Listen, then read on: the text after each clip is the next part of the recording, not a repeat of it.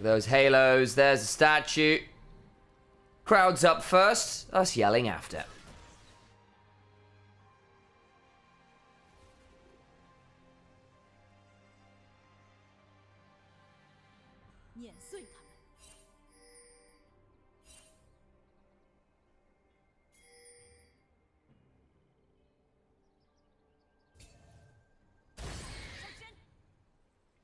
YCX dismounting. Didn't go over the wall there. Don't know whether they planned to or not. I'm going to assume not and be kind. Generally speaking, you'll often find...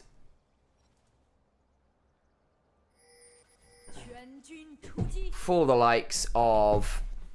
Sorry, just had to change some stuff. Sorry, I didn't realise. Because the camera was off. I assumed it was already on the right seat. Yeah, so funnily enough, Sam, the camera's off from yesterday. Ah. Which, yeah, okay, well, we got that sorted now, so you don't have to worry. Don't worry about it. Don't worry about it. Hey, Hello, son.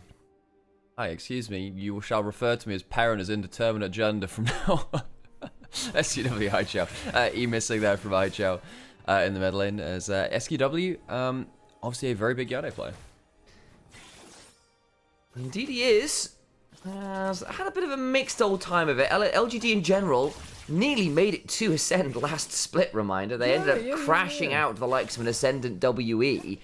Shout out to Monkey, who caused them some strife, let's be real. No, when you think of that kind of group Ascend run, I mean, Ultra Prime were actually a game off as well. It was a very close run thing. It was WE that made it, and congrats to them. They really made the most of that opportunity too. That's the thing which I really care about, right? Like, yes, getting towards Ascend would have meant the world to a bunch of these teams who are kind of trying to punch above their weight. WE managed to get to that point and then really explode from there too. It was a really fun story, and while they've only managed to get their one series win in this split, we see what their ceiling looks like now, and perhaps one of these teams can have that own story and similar training arc, I suppose, themselves. Countering strike did just go wide there, so it gave OVO the opportunity to go on forwards, and you can see, like, he's even got the little lowercase V for the I'm just saying, the little like, face. Like a carry steps out of the position. Oh, whoa, what's this? Whoa, what's this? Yeah, exactly. And by the way, folks, I will be saying that in a big moment in a game just to make sure I can get a clip out of it. Absolutely. You know that is going to happen. You've heard this setup in advance. You just pretend you didn't hear it first, and it'll make you feel better. As I said, I always just get so many Kendrick references. It's straight out of... I have no idea why. So, do you want the lore? Yeah, why not? So, OVO is Drake's production company. Oh, God. And in a particular song that went quite viral the other year, there may have been some crowd chants involving saying OVO. Oh, okay, right. In the song. I'm not going to lie, Sam, I didn't understand anything about that before. With that explanation, damn, that's funny. It is. So now I want to go, flash this way. That's why. Damn. Well, get learned, kids. Get learned. That's a cool. That is a fun fact. Yeah. Climber potentially diving topside. Okay, losing wave control. You won't expect that a little bit. Doesn't have flash. Just overheated, so doesn't have his unpowered anything right now. Climber holding up the wave though, and Zucker doing the same on the other side. Means that tower shots don't activate, and it makes that dive untenable. Climber will complete his clip. Took that scuttle crab after. Delays their first base just a little bit. So Xiaofeng knows he also has a bit of free time on the map, but he's reused. What? Did you just see Xiaofeng? XQW, why? Why would you do this? I mean, he ends up losing the flash, and the wave's down in a horrible spot, despite it not being a kill. Not a fantastic spot for LGD's mid laner. Haichao, I suppose, doesn't have the mana to... he doesn't have the mana to capitalize, so this ends up being... This ends up being not the capitalization that Haichao would have wanted.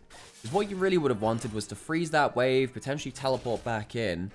SQW instead is going to be able to reset the wave a little bit more, so it's just a flash and nothing more. YCX mounts up, full tilt, gets pulverized under the turret briefly, but won't lead to all that much. Morning, Razuri. There is a shattering strike that hits the Alistair, indeed. Good morning, Razuri. And Tenasco as well. Appreciate all the regulars there cropping up in chat. Makes our day a lot better. Savior, the artist formerly known as Xiaoye. About 10 CS up on the Kai'Sa, but with this wave held here, that'll get a little bit better in the next wave or two. Alistair will look to Maybe, so there are some cool things you can do with support resets now, where you hold a wave very, very hard, and you just make sure you stay alive on that reset to give your AD carry the most farm out of the wave as possible. And then they can take the spellbook, teleport, and get back immediately into lane when that first comes online. Ults used for the level 6, level 5. Nice trade there. Sassy trying to something onto Zucker. Won't get too much, honestly, but decent amount of value nonetheless. Get the crash down in. Really leads to too much as save yet. Very low on mana here. Means that much in terms of the ability to full combo here on the Zayat. And if you're in chat just now, would appreciate a little bit of insight from you all. Because LPL has 5 different venues. Each of them send a different volume for the game. They do. Every single one, and LNG's one tends to be really loud. You let us know. We've turned the volume down on our end, but we don't know whether we've eyeballed it well or not. Can you let us know in chat whether the volume of the game is good compared to us or not? I wonder if it's a little quiet right now. But we shall figure that out with your help. Xiaofang has flash. There is no flash in XQW, but it's quite hard to force it here. What they can do is a Fate Seal from XQW. Also from High Chow. Okay, it's completely fine. Perfect, cool. That's great for us then. Good job, Sam, on eyeballing that. As Climber will take the bot scuttle on the first scuttle respawn of the game. We're going on to the Maokai. What's this for Climber? May need to start turning back around. The twisted advance and the crash down all lead to a flash away from OVO. I'll get out to safety for now. High Chow looks to Fate Sealed and then unsealed as it's all going everywhere as swords go flying in more directions than a regular anime battle. So one of them's Cloth though. Which one's the other Fates? Lachesis. Lachesis. So, well, we definitely XQW is the Fate which cuts. I think that's Lachesis. I think it's Lachesis. So then, I don't know, High Chow will be the one that weaves, I suppose. I don't know, I'm not sure. Bobs and weaves his way out of that play after XQW ults himself away. Ovo going for some aggressive invades into the bot side jungle. I have no idea what it is. OVO? Sam, I'm just going to call it Ovo. Ovo. Ovo. Ovo, what is this? Haha, Jonathan, you're banging my daughter. Is this going to be Vampire versus Ovo? Oh god, no. No. We've just... Look, if LNG somehow make it through to Group Ascend and face against WE, yes, that will be the matchup. Oh god. You want to see who the real vampire is? Look in the mirror. I can't. I'm a vampire. We're getting towards the kind of era where people will not remember random Futurama lines. It's very true. Which is very sad because that was my whole. That was my personality for a little while. For a lot of secondary school. That and Scott Pilgrim references. Yes. Oh my god. Your BF's about to get effed in the B. They're backing to base. Yeah. They got a reset, you know. Oh, wow. You did just fight off like 7 evil X duo teammates. Climber taking the rub up. Grub's getting started by LNG. No contest from LGD as it stands. A lot of the players this game have come around trying to get Xiaofang a little bit of an advantage over Climber. Hasn't been able to do that through farm. Climber's managed to get a scuttle respawn. Scuttles... I wouldn't call them massive objectives like they were, I don't know, say Season 8, Season 9 or whatever it was. But that combined with the fact that Climber's managed to see off the invades onto Gromp and stuff like that too, do mean that Climber's got a decent farm advantage. And Pantheon, who is a full level behind Maokai, is not really achieving the Pantheon dream. No, not really, not currently.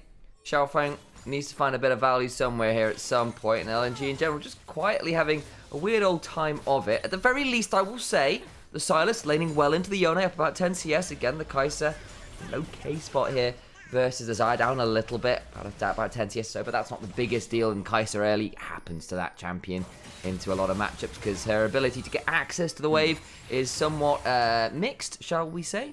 Also worth noting, of course, as well, Zucker, despite the level 6 discrepancy, has actually farmed very well here. It hasn't overshoved early on as well to prevent himself getting done in the early stages of the game. It's farm events. Sorry, yawning there early in the morning here, and I do have a coffee, but I need to finish it.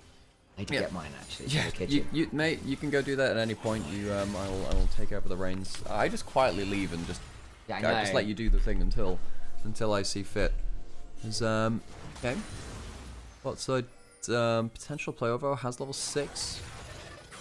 Dragon alive. Haichao has the Maokai ultimate. Stop on the crash down.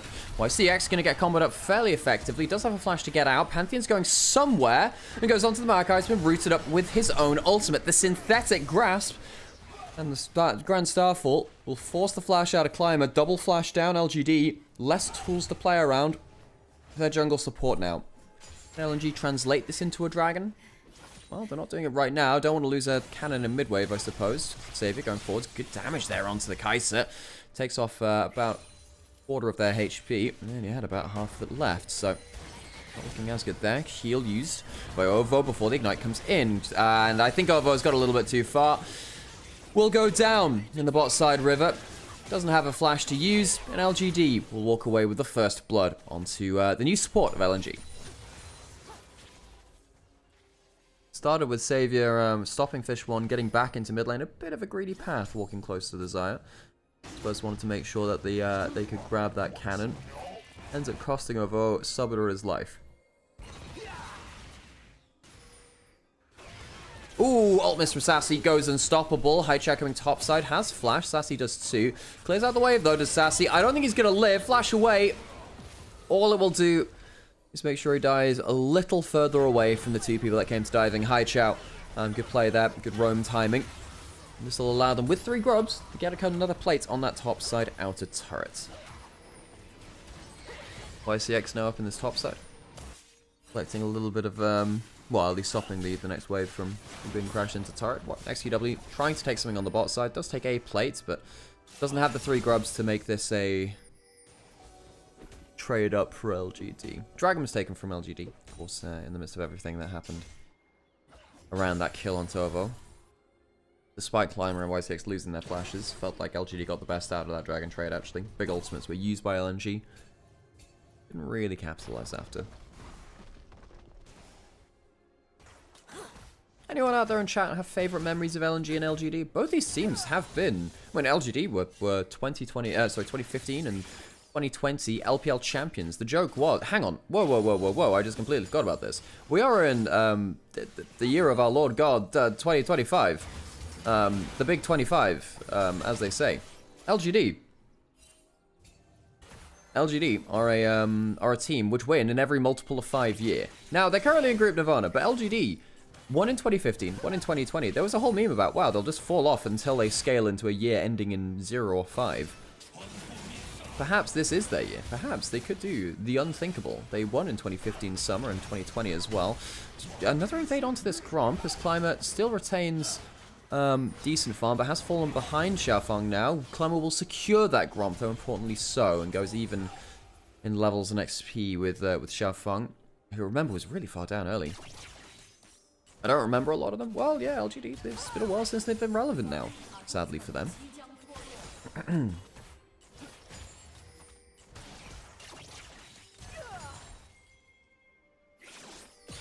Hey, King Dragon, by the way. Thank you for the follow. I appreciate you. Sassy gets the Eclipse Shield. Of course, a big item spike for the Ambassador.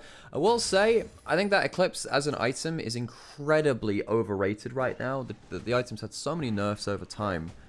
It's very good for Shield Bash users, but for those of you that are Expetu enjoyers, who does a lot of statistical analysis on item builds and the like, Death's Dance outperforms Eclipse in every single scenario pretty much, by the way, even into AP. Death's Dance is just super broken item, where it gives you an extra, something like 50 AD or something. Not 50 AD, 50 armor or something, on top of this being the same price as Eclipse, and then you get the different passive, of course. In Eclipse, you get the damage of the percent HP when you proc it, and then also the shield as well, but Death's Dance is such a broken item. If you are a fan of Zed Jungle, by the way, the build which I've been playing, which is super broken, is Death's Dance first into Hubris. It's such a nasty combo when you get those 2 items online. Honestly, it's nasty when you get the Death's Dance online. Very good individual item. Allows you to survive through to your Conqueror stacking very, very well. Didn't 2020 LGD have Peanut? Yeah, I believe they did. I'm gonna go check on Wikipedia, that whole thing. Very helpful that was. Good website that.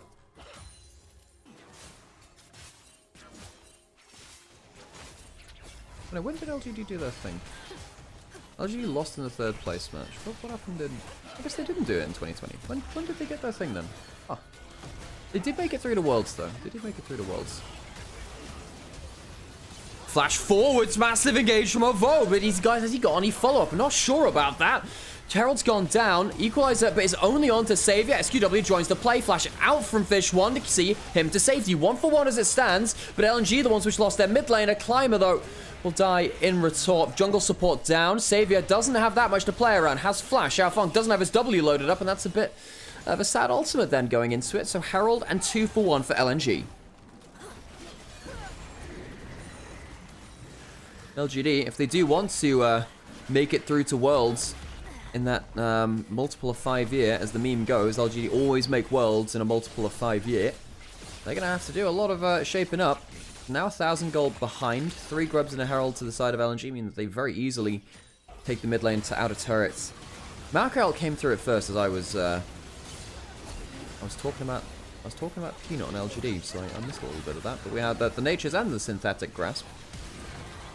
As YCX, it's not bad. I mean, the CC combo onto the Silas is pretty good. Sassy gets into the play too. You know, the pylon from LGD is fine, but they'll have to construct extra onto it because they ran out of resources really to finish off that play. Fish 1, no summoners are ult now. That is important. Hey, Kai, it's good to see you.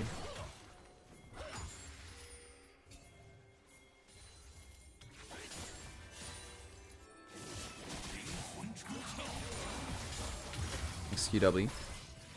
Using the duration of that E. By the way, yeah, we talked about this last time. I am still waiting to see some of these more varied Yone builds. Dragon is available. XQW, no flash. Ults coming up now. Fish 1, no ultimates. Both summoners are down. LGD can spot the dragon being started. You're wearing your Nirvana shirt, but I should wear mine too. That'll be a great idea. Dragon secured. LGD just do some Safari League of Legends where they watch the dragon go down. LNG will walk away with their yeah, with their first dragon. Man, yeah, Nirvana were by far my favorite band for large swathes of my life. Actually, I was a real old little grungy kid. With your brains off, League's Nest dangerous. Here we are now. Need to come up with additional lyrics as we go. So, by the looks of it, some violence occurred. LNG slightly ahead on that curve. LNG have been playing around the objectives better recently, but it's not been, it's not been the cleanest thing. Credit to LNG though. One of our biggest problems with them, lack of proactivity. It's been really painful watching this team of points, where the game just slows down to a glacial crawl. The G in LNG, as we've said a few times in the past, does stand for glacier sometimes. But around the dragon which just happened, the Herald, they've managed to play around the synthetic grasp fairly effectively. Dive coming through potentially. Hydra did dive onto Sassy a little earlier into the game too. Got some kill participation for that. LNG largely leading the charge in this game. They're choosing where the plays are happening. I seem to pick up the feat of strength as well, which is nice for them. The additional amp on things like those early boots on your double AP solo laners and attack speed boots, giving more speediness in the attacking. Fish 1 on this guy, so it's going to be pretty valuable. Yeah. I'm telling you, that speedy attacking has its value. Hi Chow, stealing the Fate Sealed this time. Used it for that 1v1 earlier. I'm not sure we've seen it again.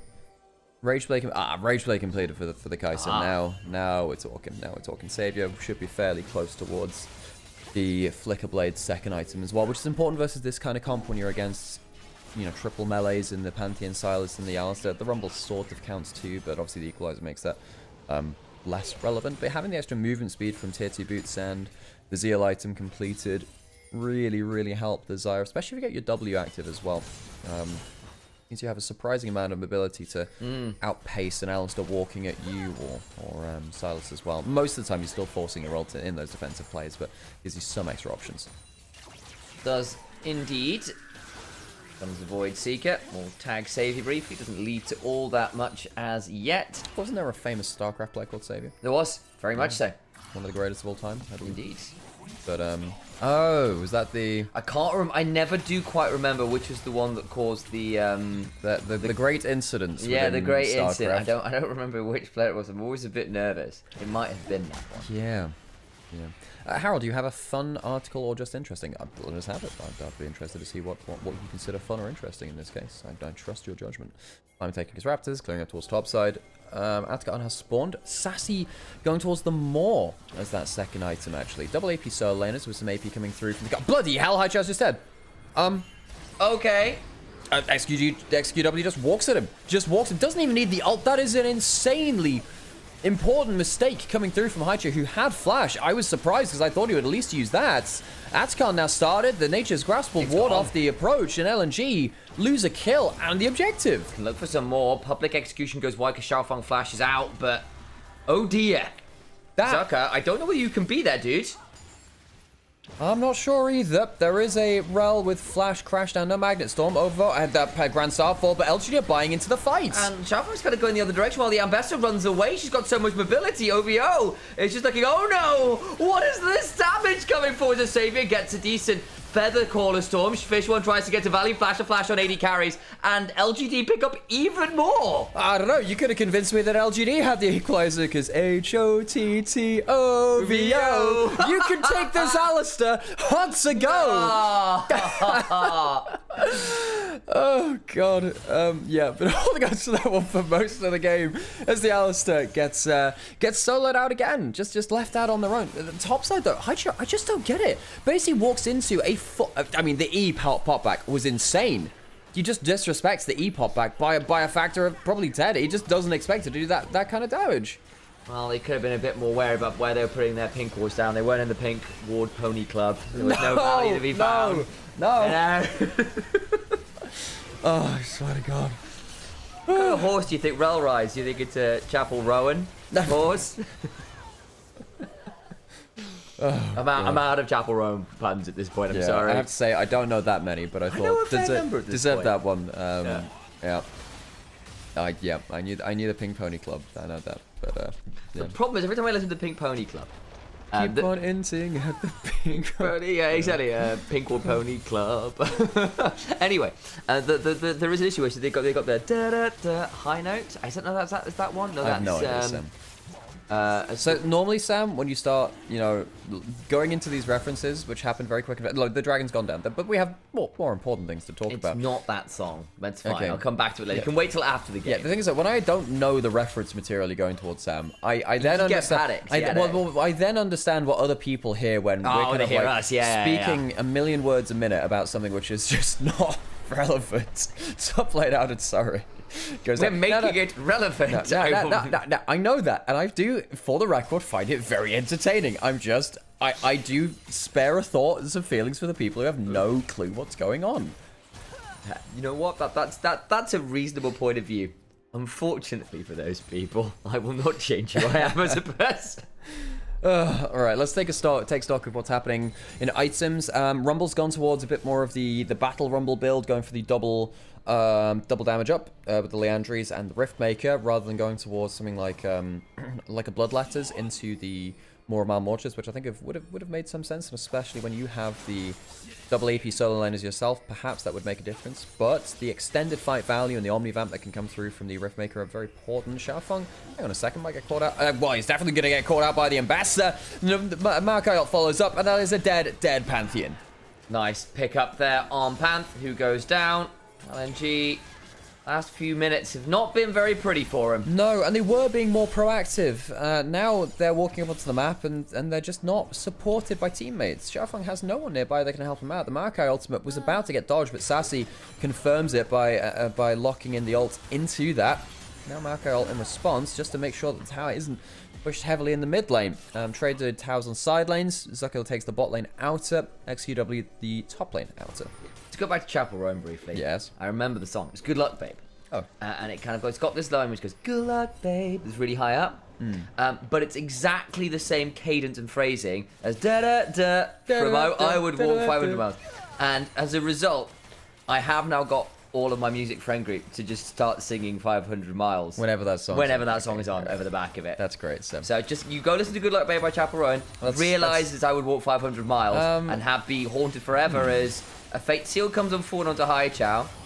Ooh, good Zonya's there, and in the river, YCX is caught out. Flash away, but it's not going to be enough. Climber going to get back out the other way. The Equalizer comes on down into LGD's Climber, who does begin to throw out his own ult, but then comes the Pantheon, the Grand Starfall value. XQW does at least pick up one, trying to unbind the soul, but it's quickly rebound and going on to the other side of the veil. Xiaofeng throws up the Aegis Assault, a 2v4 to play as Sassy and Xavier. Must try this one up, by the way. Barrett is alive, has to auto-ult there, does not manage to get the feathers in the right direction. 1v2, this Ambessa is trying, but a Hex Drinker is just not enough shielding.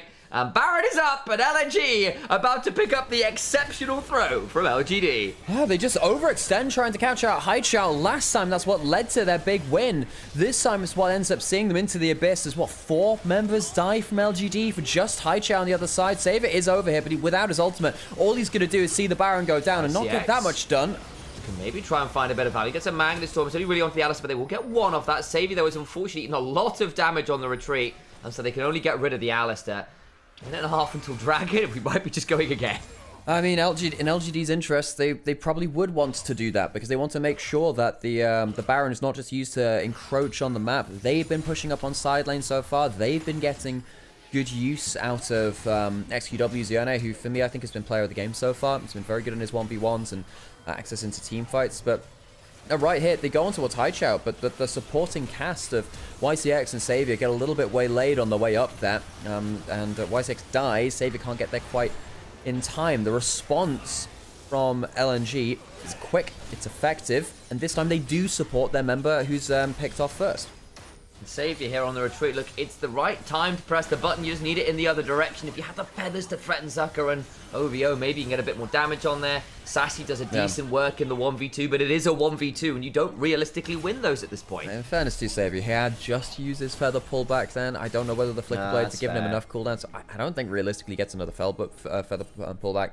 Nor do I think it's in his interest to, you know, sit around not press the button at all. That, or sit around and fight with those feathers, really, because I think everyone else will follow up onto him anyway. 30 seconds on that Dragon. YCX jumps back. Xiaofeng goes over the wall. The Equalizer is solid, though. Nature's Christ comes onto him. This time the feathers going the right direction. OVO might be saying, OV, no, not again. Savior whips the feather pullback. Fate sealed in the back line. Bot lane down for the count. Kai'Sa is gone, but now the turnaround can potentially come on through as Hai Chao and the rest of the squad continue to get autos and Flame Spitter value down. Sassy low. They kill 2 themselves, including the jungler. Savior does go down. Flashdrums are going to get a wonderful Flame Spitter angle, and LGD, one man surviving a triple kill to Xiaofeng's Pantheon. As LGD can't really stand and fight in the way that they did before. They're melting as LNG go forwards with their damage now, and while the AD carry is dead, well, everyone of LGD is dead except their top laner. 1 kill comes through. It's not a bad trade, all things said and done, as he takes down the Rumble, but it still will be a full team ace from LNG towards LGD. 5 for 2, all things said and OVO did go down as well. So LGD will walk away with a 3 for 5, sadly for them. Dragon not finished though from LNG. Perhaps LNG made a mistake in going for that dive onto Sassy. Maybe they should have stuck around for the Dragon instead.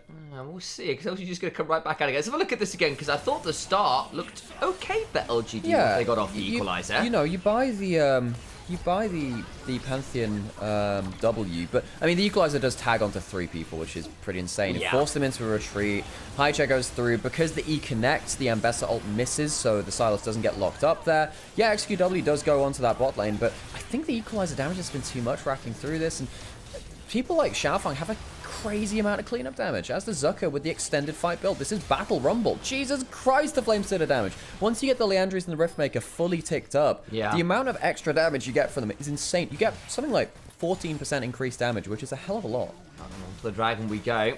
Further musing about that fight, we'll now have to wait for the one that's about to happen on screen. Y6 gets over the back of the pit with the gate. Hex Dragon secured by LGD. Flash on forward for LVO. Doesn't really get that much value. The Madness Storm and Fate sealed! Pantheon down for the count. Still all the while Fish One surviving, trying to get some autos out. And the Captain Rain coming on down as Sassy goes in trade. It's a 1-for-1 jungler for top laner. XQW tag with the Void Seeker. Hai Chao looking for some more. The Rocket Belt used. Feathers out into the sky as the storm comes on down. Hai Chao abscond, abduct. It's onto White. Oh no! Buffing through. Now this Silas has to start dancing away. Zucker so damn scary though. Rooted up goes Golden. Ovio trying to body block. YCX with another good shattering strike. But the damage, the range just not there from LGD. And they can't punish. Get 2 arm guards, but nothing more. I am very surprised LNG don't lose like another 2 members in that play. They end up getting rooted up in front of the carries of LGD. And LGD do get themselves the dragon. They are a little bit behind in gold. And I do think the team fights have largely been going the side of LNG, not LGD.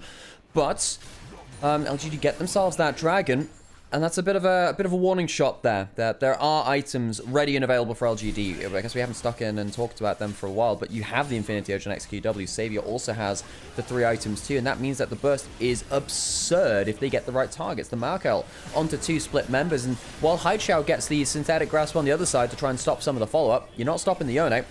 Not stopping the Ambessa either, who does get that Pantheon nice and early, who is a decent amount of LNG's team fight. I think this Pantheon's been very strong from ahead. Of course, the fight goes messy after that point. Back onto the Rift.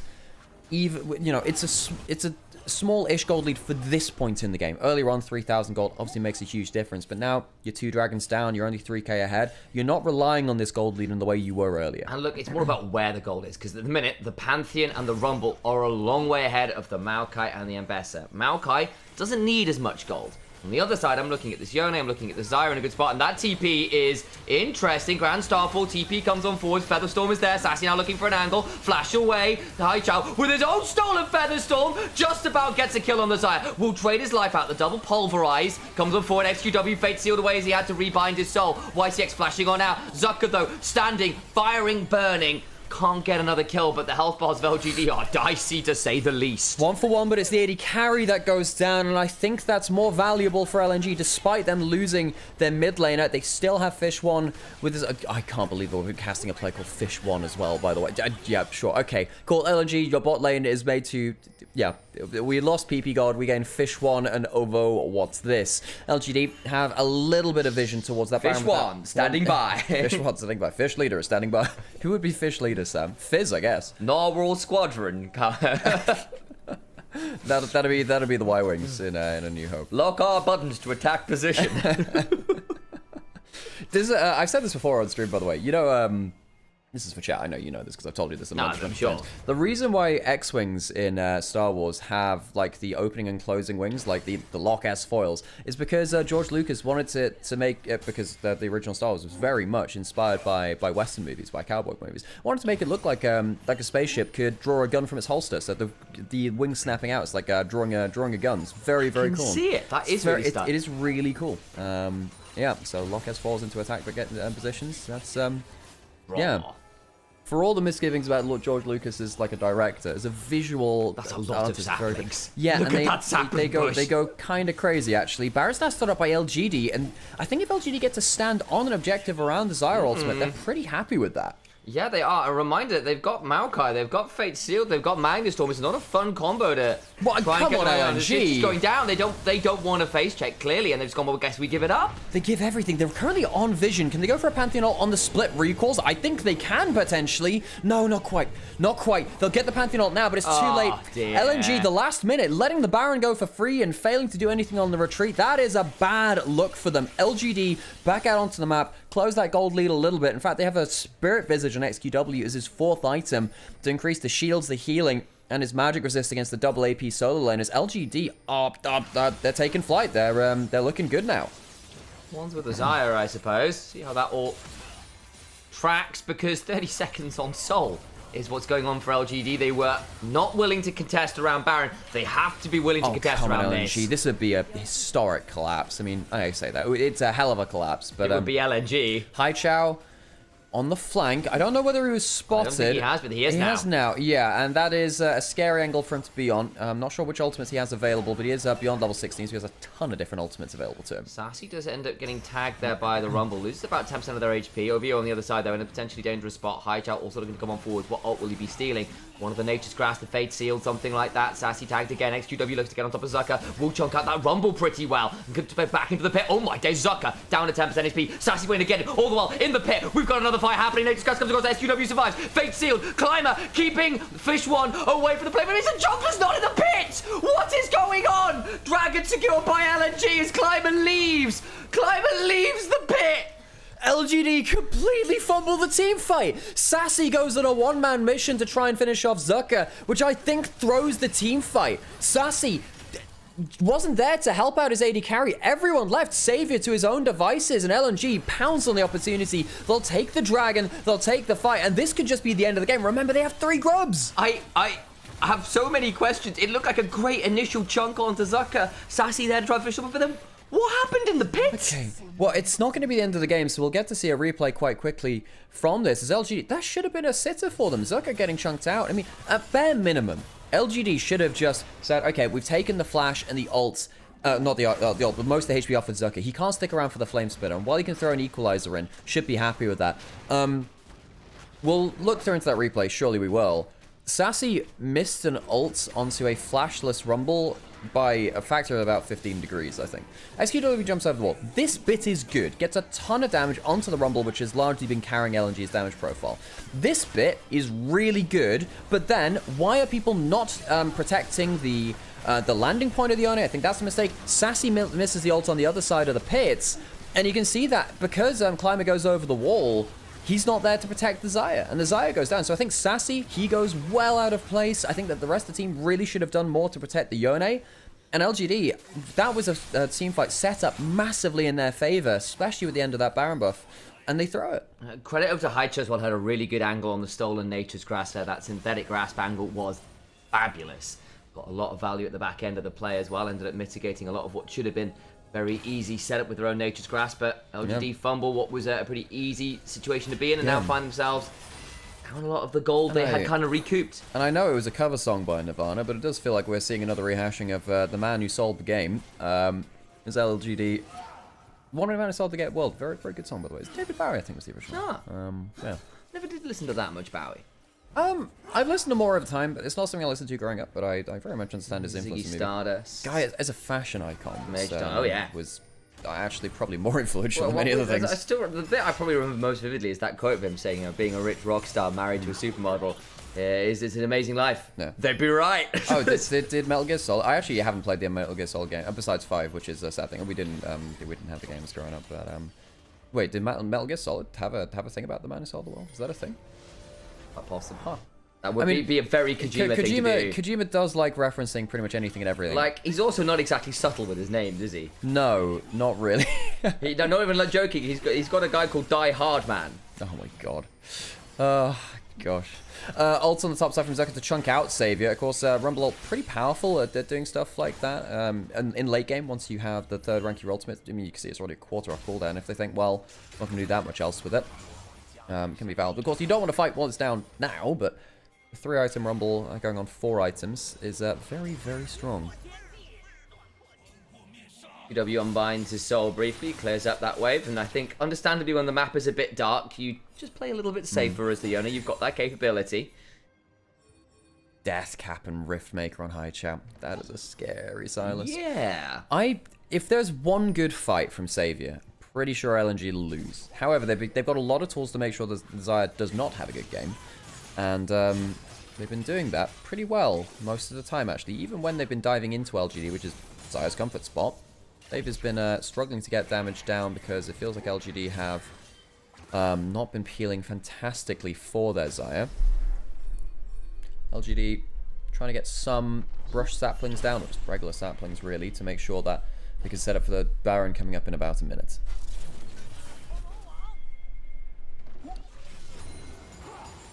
Worth noting as well, Fish 1's inventory is pretty terrifying between Terminus and GA and Arm Guard, killing this Kai'Sa and keeping her dead with Flash, Ghost, Ult, and all of those defensive tools will be a Herculean effort. Savior gonna have to go up into the air with the Featherstorm, got hit by the stolen Nature's Grasp. YCX now in danger himself, gonna try and get some damage down with the Shattering Strike and buy some time, will not get to do so. Flash, Vault, and down goes the bot lane. High Xiaofang onto this river. Unfortunately, the public execution is mistimed from Sassy. Can't get any more done as Haicho goes golden under the tier 3 turret. And LNG will claim the whole of LGD. Aced for nothing.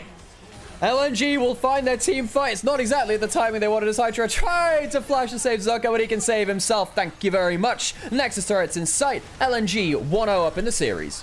0-5 in series, the better team today in game 1, LGD. Going to be humbled. Let's put no...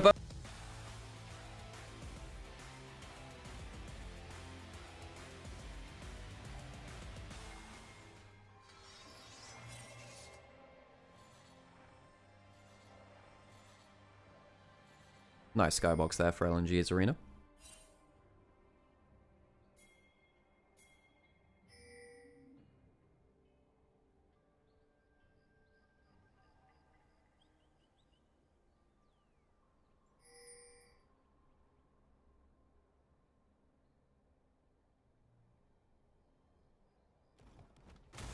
Hi Chow, walking up to potentially put a ward on Raptors, and there it is.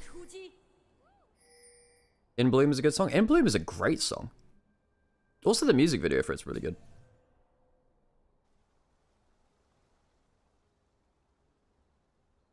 It's one of my favorite ones, actually.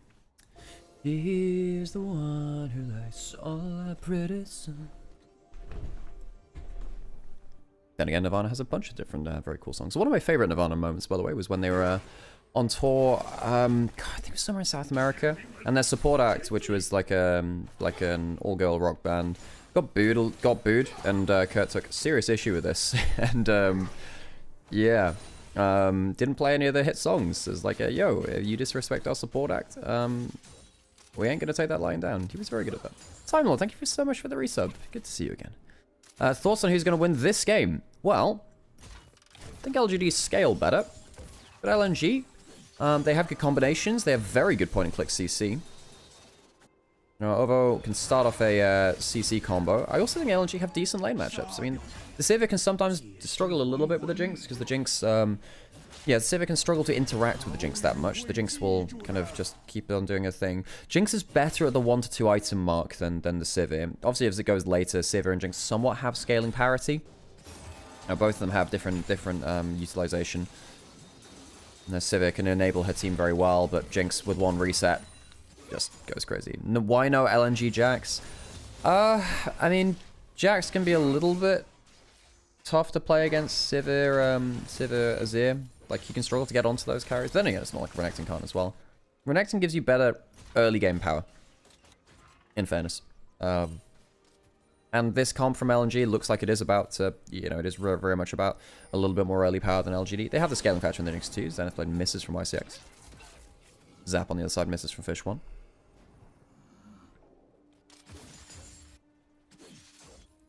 Happy Thursday to everyone. Happy Thursday to you too.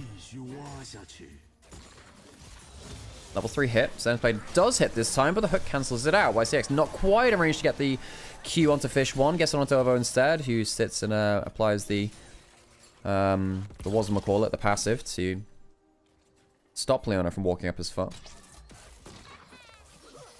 Yorick has horrific laning into Jax. Early levels, it can be a little bit about the place. Particularly around the level 6 mark and stuff. Renekton gives you way more power. The Renekton's got good lane matchup into the Yorick too, though, is the thing. I mean, I agree that, no, hang on a second, might have a dive coming through here. All summoners available. Heal used early. Cleanse used as well. Chompers getting some value down, and that'll lock him up onto the turret. Is that going to get a kill back? Yes, it will. That's one, and a teleport coming in through the Talir. It's a slow teleport. But Haichao will be there to clean up some minions from under that tower. Now what will happen is Fish 1 will likely go and collect one wave from mid lane, then run bot lane. So the extra farm picked up from LNG from that, it's not insignificant. Kill going to Ovo, of course, is less important. Yeah, and Jinx will get probably 4 minions out of this. It's going to be 5? 4, I think. 1 down. Gets the XP for 4 of them at least. We'll get 3 farm proper. Gets another wave pushed in, actually, as Haichao will stay in bot side for 1 more wave. This is what happens when, yeah, there's early bot lane deaths. Mid lane will sometimes cover bot lane, mid lane will, and then the opposite will happen too. The AD carry will go mid lane. As Haichao misses another cannon. I think he just missed 2 cannons there, by the way, which is really not great. You do not want to be missing that kind of farm early. Now what we'll see is Talia probably recall. Fish 1 will go bot side. And we'll back to standard lanes. Which, well, I say that. Savior might go for a lane swap now. Perhaps. We sometimes see that.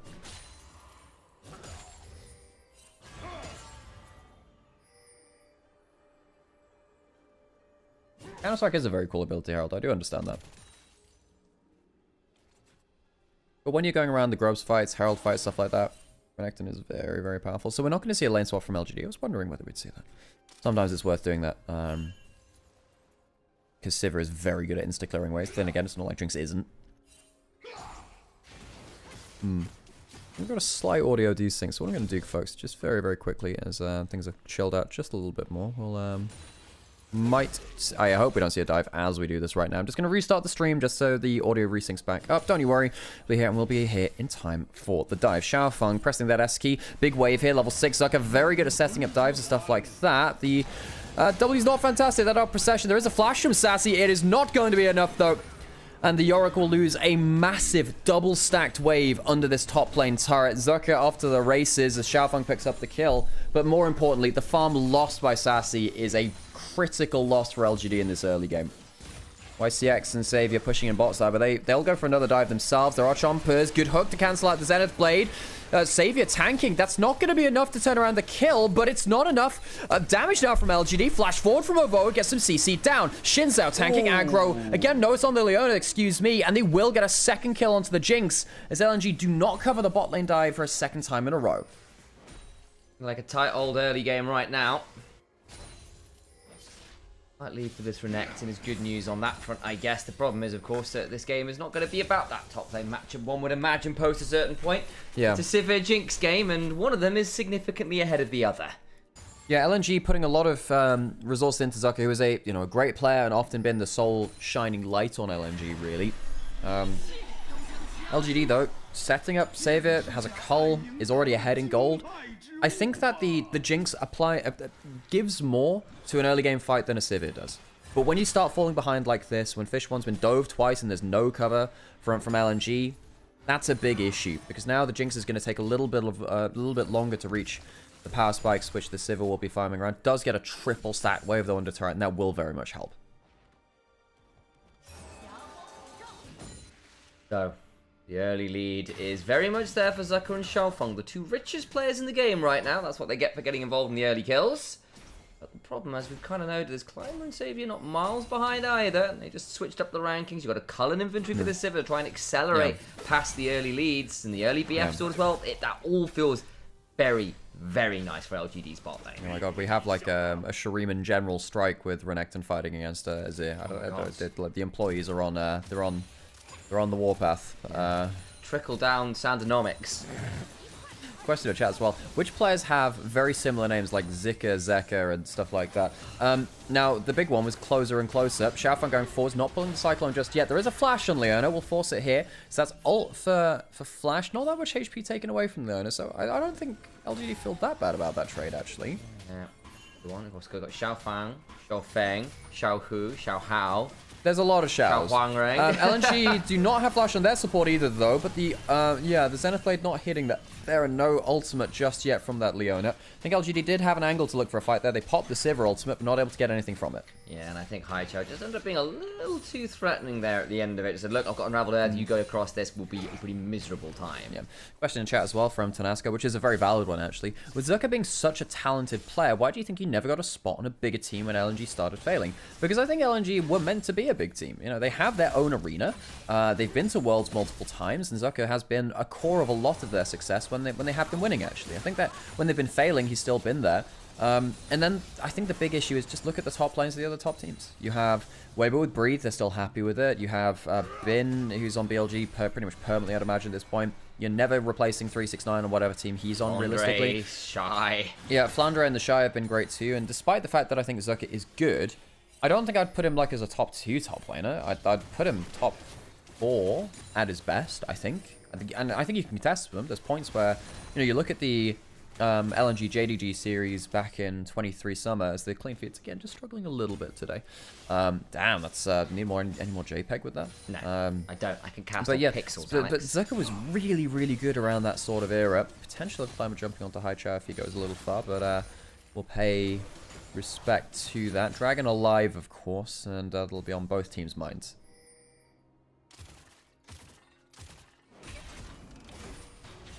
Yeah, there was Closer and Closer. We mentioned that one. But there was one where we had Viper, both Vipers, didn't we? We've got Hansama and Hamsam D. Yes, that's been mentioned in chat. Yeah.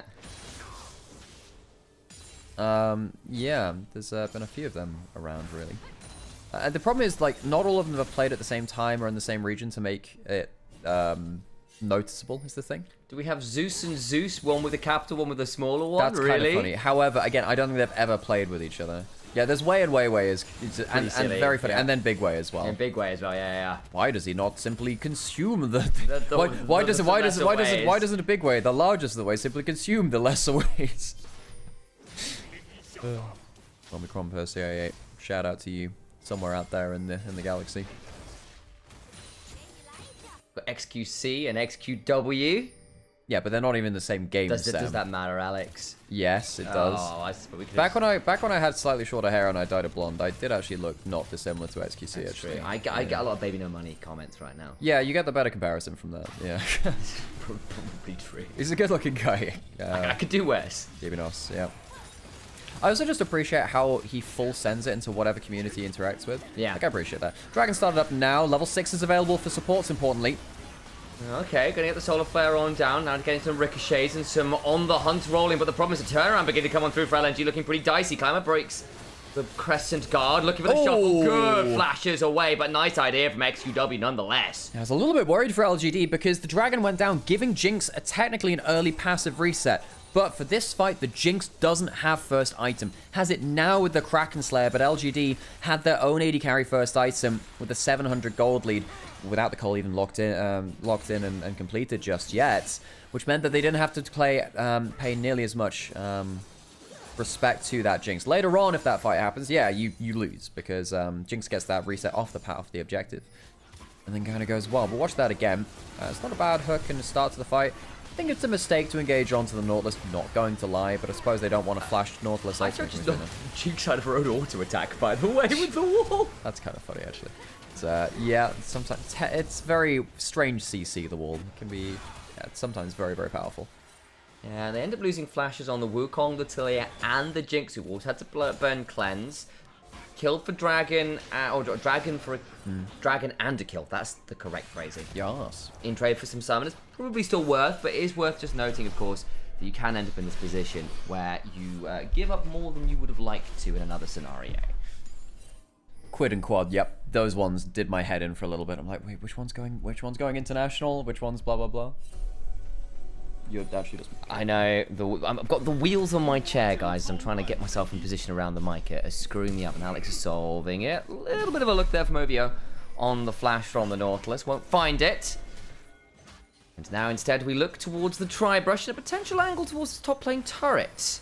How serious is this? You have Nautilus ult coming up now. Good flick back unassisted. Oh boy, and the rocket. Who needs anything else unassisted value? Depth charge came on top of Climber. VO missing the hook, but Climber going to Crescent Guard early, but the Cyclone after trying an Audacious Charge. Savior coming on forward, but it will not save anyone's life. The Sivir trying to run, but a flash on forward. Stunned, damage, and the Mika cold. OVO, the one trade for it. Excellent dive from LNG. A 4-for-1 dive at 13 minutes. That is insanely high value for this time mark in the game. SQW will go towards the other side of the map. I don't think he'll be able to kill the turret, though, at this point, even with the Nash's suit. So Zucker will go down, wave clear out. SQW forced to ults as well.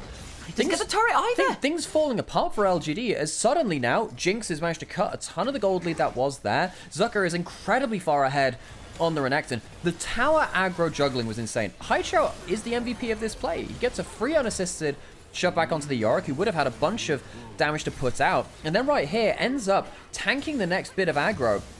Importantly, so he could juggle this well. He gets all of his cooldowns down. He takes 2 turret shots and allows the rest of the team to get that extra damage in without having to worry about the tower aggroing nearly as much. Obo does end up killing himself by not going out of tower range there. That could have actually been a 4 for none if he'd paid attention to it. But really, Haichao, incredibly well played. And again, didn't take turret aggro on the shove. Like, that shove was from outside of turret aggro range. Just gets that one to start the play before the turret begins heating up. Really, really valuable things. And Haichao, a player that we have rightly criticised a fair amount this year, has been very underwhelming, has been very inconsistent. But this game so far, very solid from him. However, you know, LNG, I do think this is the point where they need to be making these plays. They are outscaled. Fish 1. See whether he goes towards a Phantom Dancer for a bit more movement speed or something like a Hurricane, which, of course, Jinx has always gone towards every now and then to contest wave clear and have multi-target team fights. XQW will take the tower now. However, LNG have already claimed the first turret of the game, which allowed them to get the feats of strength alongside the kills they claimed as well. Herald started up from Xiaofeng. That's important. That can potentially allow them to force onto a turret and potentially get Jinx a reset from that tower kill as well, which can, again, get really, really nasty. Going to lose a little bit of his jungle for this, worth noting. There's a fair amount of clearing going on for Climber. We've got about 40 seconds until the next dragon. That'd be second. There's a what here where Fish One just scouting at some of those bushes. Then we see Herald drop mid into dragon fight. And that's the attempted play from LNG. Looking around the corner. Take control of that top lane wave. Was thinking perhaps about walking around the back of that mid lane turret. Renekton's very good at that, just popping the Dominus and then forcing to make some very difficult decisions about where you retreat or how you fight.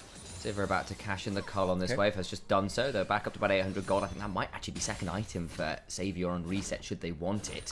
He's going towards a Infinity Edge, so he won't be able to finish it, I don't think. Well, it depends how much gold he's on, because BF Sword is such a it's such a big such a item, big item, and then Infinity Edge is an expensive item. Haichao has completed his Seraphs, so that's stacked up now as well. Big item completion and the stack completion for that. Dragon not started off on spawn completely. Haichao shoving in bot side. On the other side, Zerka should be strong enough to wave clear out against 2 people. There are, however, 3 people on top side of the map, so level 2 Dominus. Yeah, you don't really want to go against that. Yeah, and just goes in, clears up the wave. Rocket comes across just in case, and get that and trade for what? A rocket? Kind of happy with that. Herald didn't have to use either as a battle option or as a turret taking. I was discussing with some of my colleagues on NLC saying, actually, you know what? I kind of wouldn't mind seeing the Herald use more as a battle option rather than just a turret taking option. Because it's kind of just free HP and CC that you can't really do that much about. And it's good damage too. It's good CC, it's good damage. The problem is getting that and then also getting a good dismount to put yourself into the play. That's the hard bit. Yeah, that's fair. You are kind of self-CC'd when you jump out of that Herald, which means that you can be a sitting duck, and that means that you kind of go for the high roll of multi-man knockups and... you at least get a shield while you do it. You do, but, I mean, not everyone is tank enough to say, you know, jump out in front of an Alistar or a Leona or a Poppy, of course, who actually just stops you from the hop out of it with a W, will actually stop the dash, technically, out of the Herald. Fair. We've seen that a couple of times where people drive it into a turret and then Poppy just presses W and it goes... And sad things. Yep, very sad things. And we do get that completion of second item for both our AD carries now. The Infinity Edge comes in for Savior. Had a little bit more time to farm.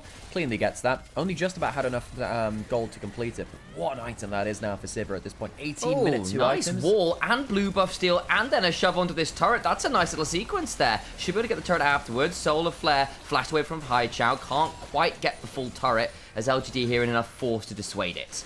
Jump in from Climber, gets the 3 Talon Strike knock up, but he's gone a little far now. The follow-up's not fantastic. I'm trying to get some burn back onto him. Can't get too much there. What was that traded for?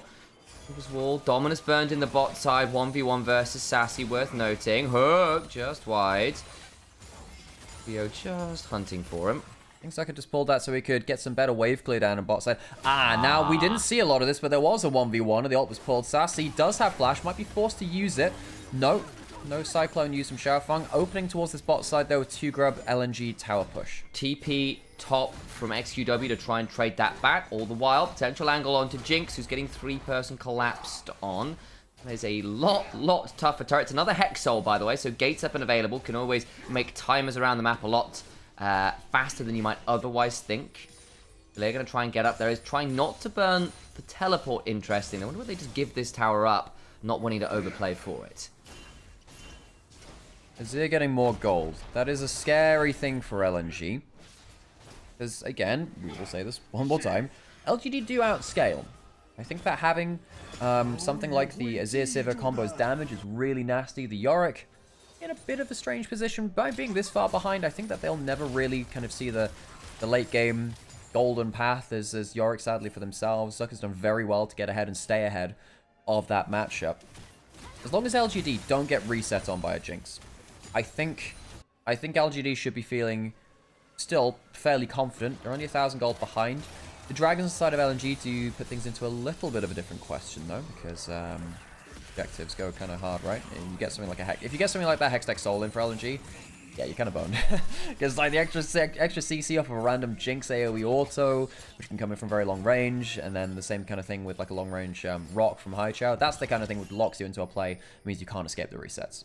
Upgraded boots for Fish 1 now with the Berserker Greaves. The attack speed from this build from Jinx is pretty damn high. Not the most critters yet, but as long as you can get those attack speeds up and get that reset, the amount of autos, the amount of rockets can be pretty damn ridiculous. Yeah, and Kraken Slow is buffed on this patch as well, so the DPS does hang on over. Oh, he needs to be a little careful here. Misses the hook. Might now be in danger of a solar flare that's just shy. Still going to get run at.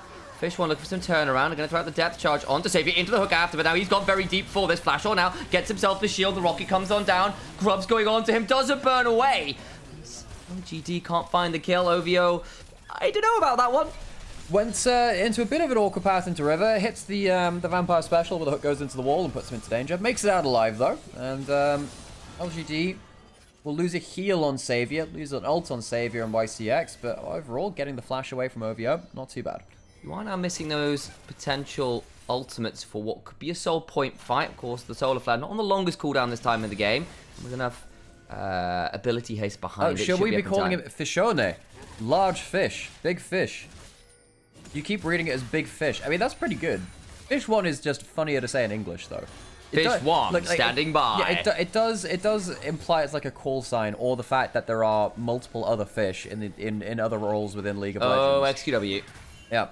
Fish 2, standing by. Fish 3, standing by.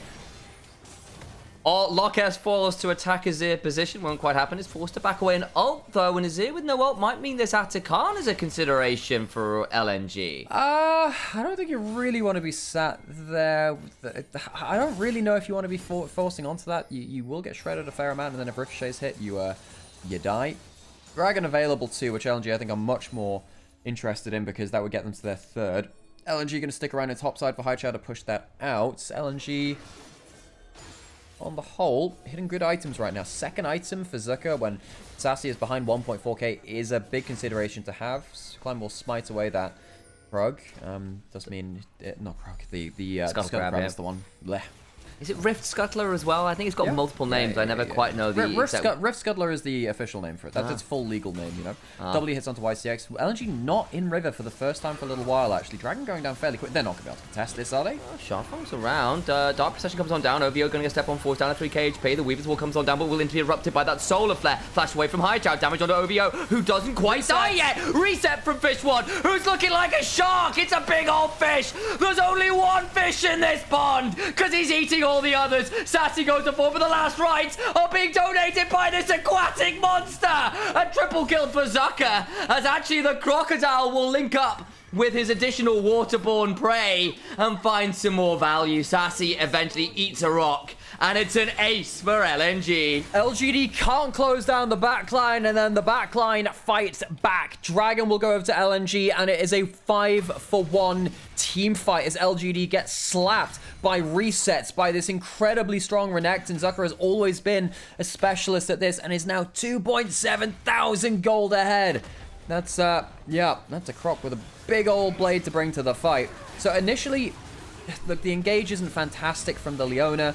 You get the lethal tempo and the like starting to stack up, and just look, Fish 1 just gets no damage onto him. Has a cleanse through it, puts the ult through, gets a reset, stacks up everything with Kraken Slayer and lethal tempo, and while he goes into the Crescent Guard against the Shinzao, which is normally, you know, a very bad idea, it's the only threat which has on him the whole fight. Nearly dies actually to the Morning Mist just afterwards. The Sassy very nearly gets that around that turnaround kill, but it's not nearly enough, and in the rest of the fight, I mean, Crocodile's done incredible work.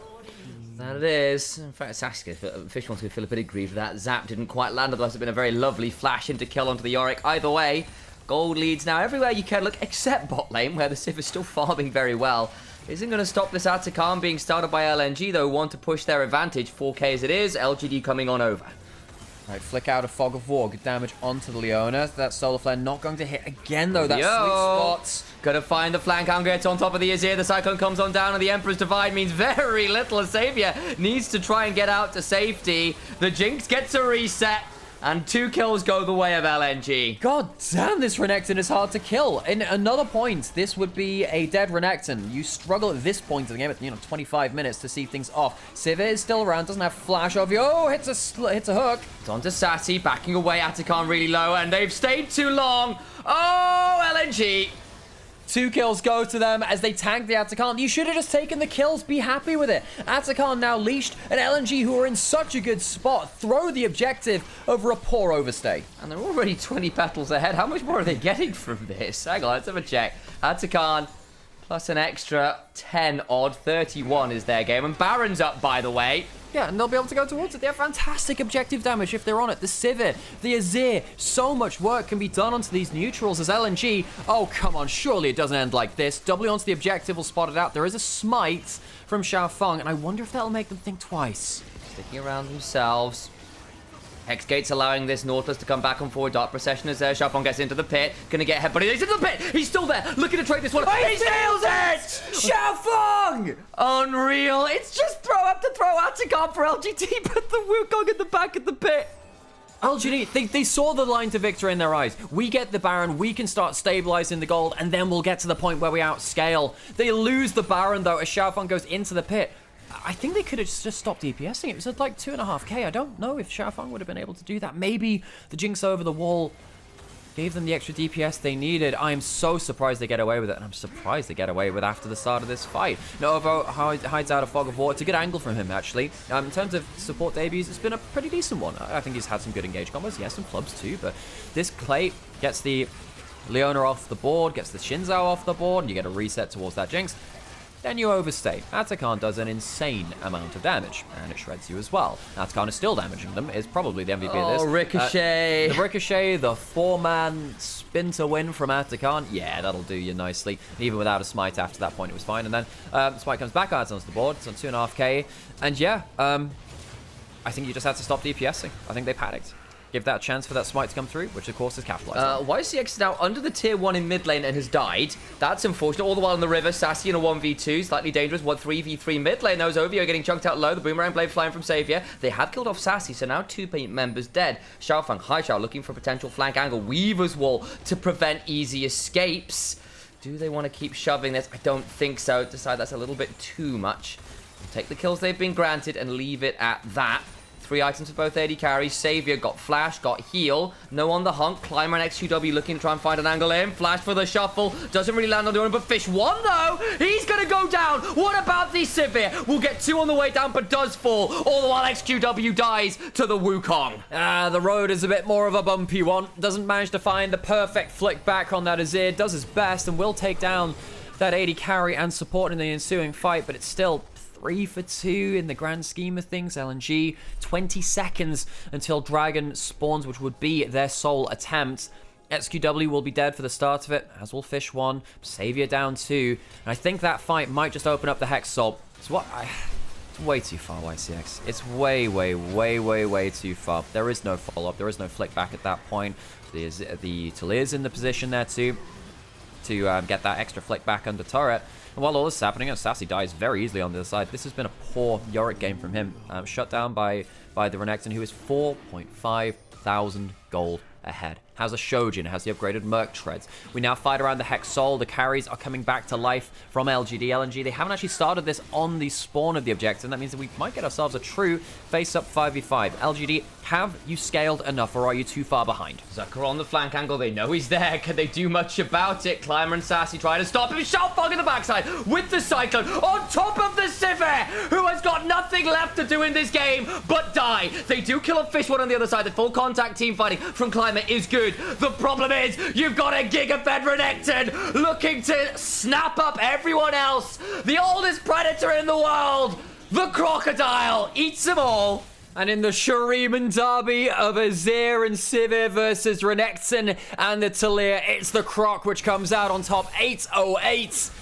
Zucker feeling like that big old bass drum slamming into the backline as LNG will have to pay some serious respects to their top laner who has carried them through this series. The Rumble in Game 1 and MVP. This Renekton in Game 2 may bring LNG their first series win of 2025 Split 3. This top lane performance has been very strong from LNG.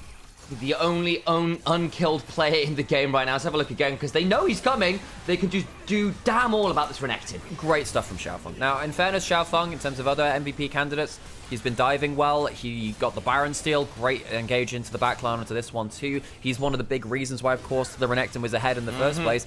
Top jungle. Pretty huge difference here in Game 2 between LGD, who, before this, were looking, you know, second best team, third best team. I mean, this them or NIP, right? They did lose to NIP in a 2-1 series.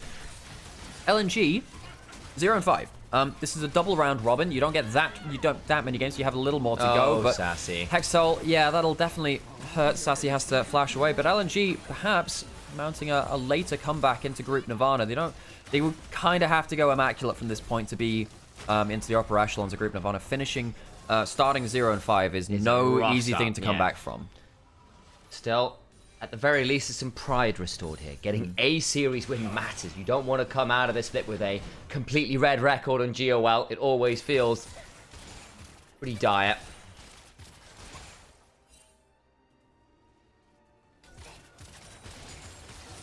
All that much left to do in this game for LNG. They've got themselves the solid gold lead. They're up 10k. Most of it in this Renekton, it must be said, is 6.8k ahead individually.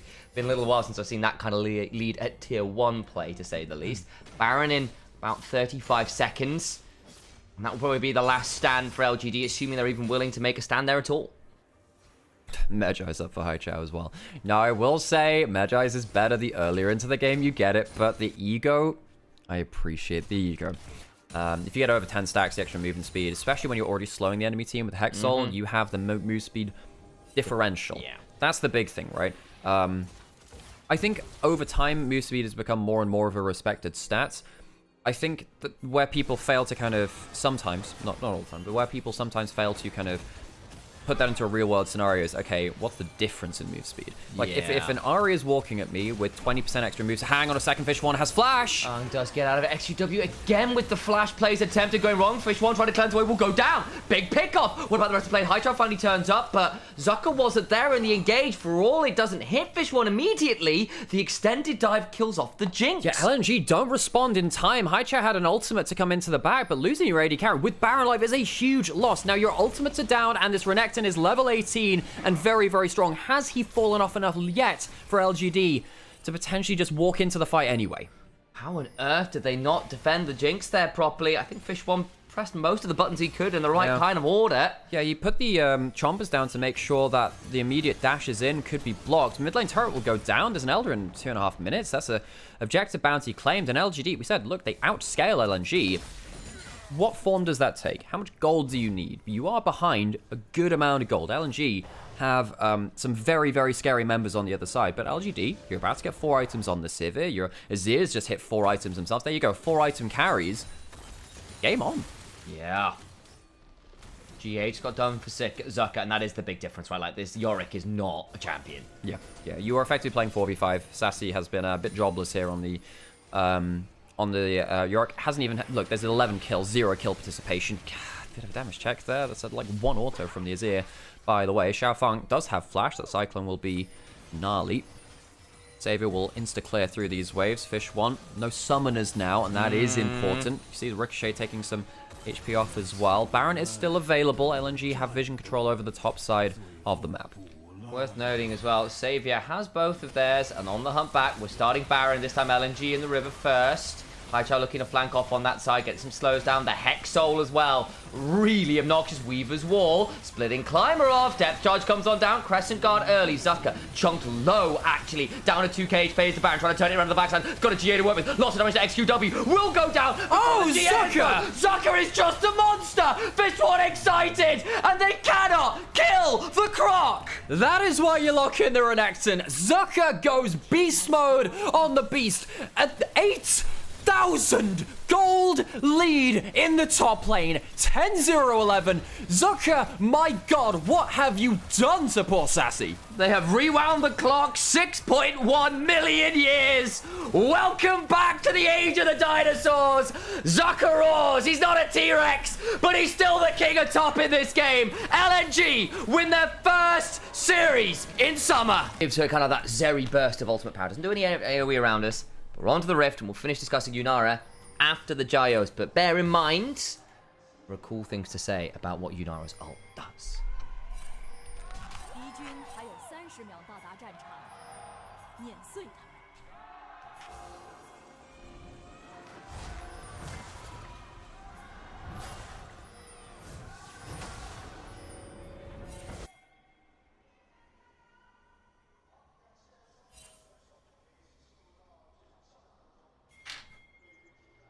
So,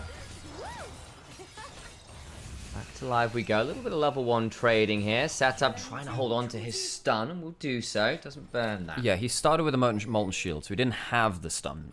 What you often do at level 1 against mages is kind of like the Orianna thing in the past. Season 3 Orianna used to do this a lot. Start E, throw the shield on yourself, out trade by them getting Thorns damage on themselves from the molten shield, and a couple of your long range auto attacks as well. We're just talking about that Yunara. This is a good game for it. You have defensive tools in Lulu and Ornn, and there's not great backline access from NIP. This is the sweet spot from Yunara. I think Yunara struggles into stuff like Jarvan, Aurora, stuff that always gets onto the backline. You have to think of this champion, for me, more like a Kog'Maw than other champions. You have a little bit more mobility, but realistically, you are not great at self-peeling. Good there for the Q start from 1xN, stacking up on the wave. Really nasty once you do get that fully stacked up there, as you see right there. Helps you with that wave push. Sometimes we see some W start, but 1xN and Leave, when we've seen them play it, actually do go towards that Q start at level 1. Indeed they do. And again, the ultimate basically empowers all your basic abilities. So in particular, what happens is your E becomes a dash, your W becomes this big, massive laser beam that does insane amounts of damage, and you get a lot of value stuff, improved auto attacks as well, basically. So the moment you press R, you're at this massive point of power. If you use that, much like a Zerial, and don't get value from it, your rest of your team fight can get a little bit more tricky. Yeah, you can see right there, the W getting good damage onto Leave. It's pretty good damage for a level 1, 1.1 to skill at points. Aki, not going to spot Nio going towards this bot side invade, who walked over from their blue buff into red buff, steals red buff and Krug. So Aki down a couple of camps, and now if Nio manages to go and secure the majority of his own camps, he'll be happy. Is still half a camp down, so he didn't completely finish those Krugs though, which means he doesn't have that level 3 just yet. Maybe get on to setup here. Well, Warrior Trickster, does he want a Nimbus Strike on? I don't think no, he went. I'm assuming he did Crushing Blow anyway, to be honest. No, so. You can see it down there on the bottom left. No, it is Nimbus Strike, you're right. You can see it in the bottom left. That's a nice little cheat sheet for that. Sometimes the Observer kind of trolls us by not hovering over the champion we really want to see, but right there, good. Good slow onto the Alistar. The Lulu strong in lane, of course. And the Alistar can struggle a little bit with that. Vice coming down the river, and 1xN pops the Ghost to keep the DPS up. He is. Leave now in a lot of danger here, actually. Gonna flash. Oh, Aki!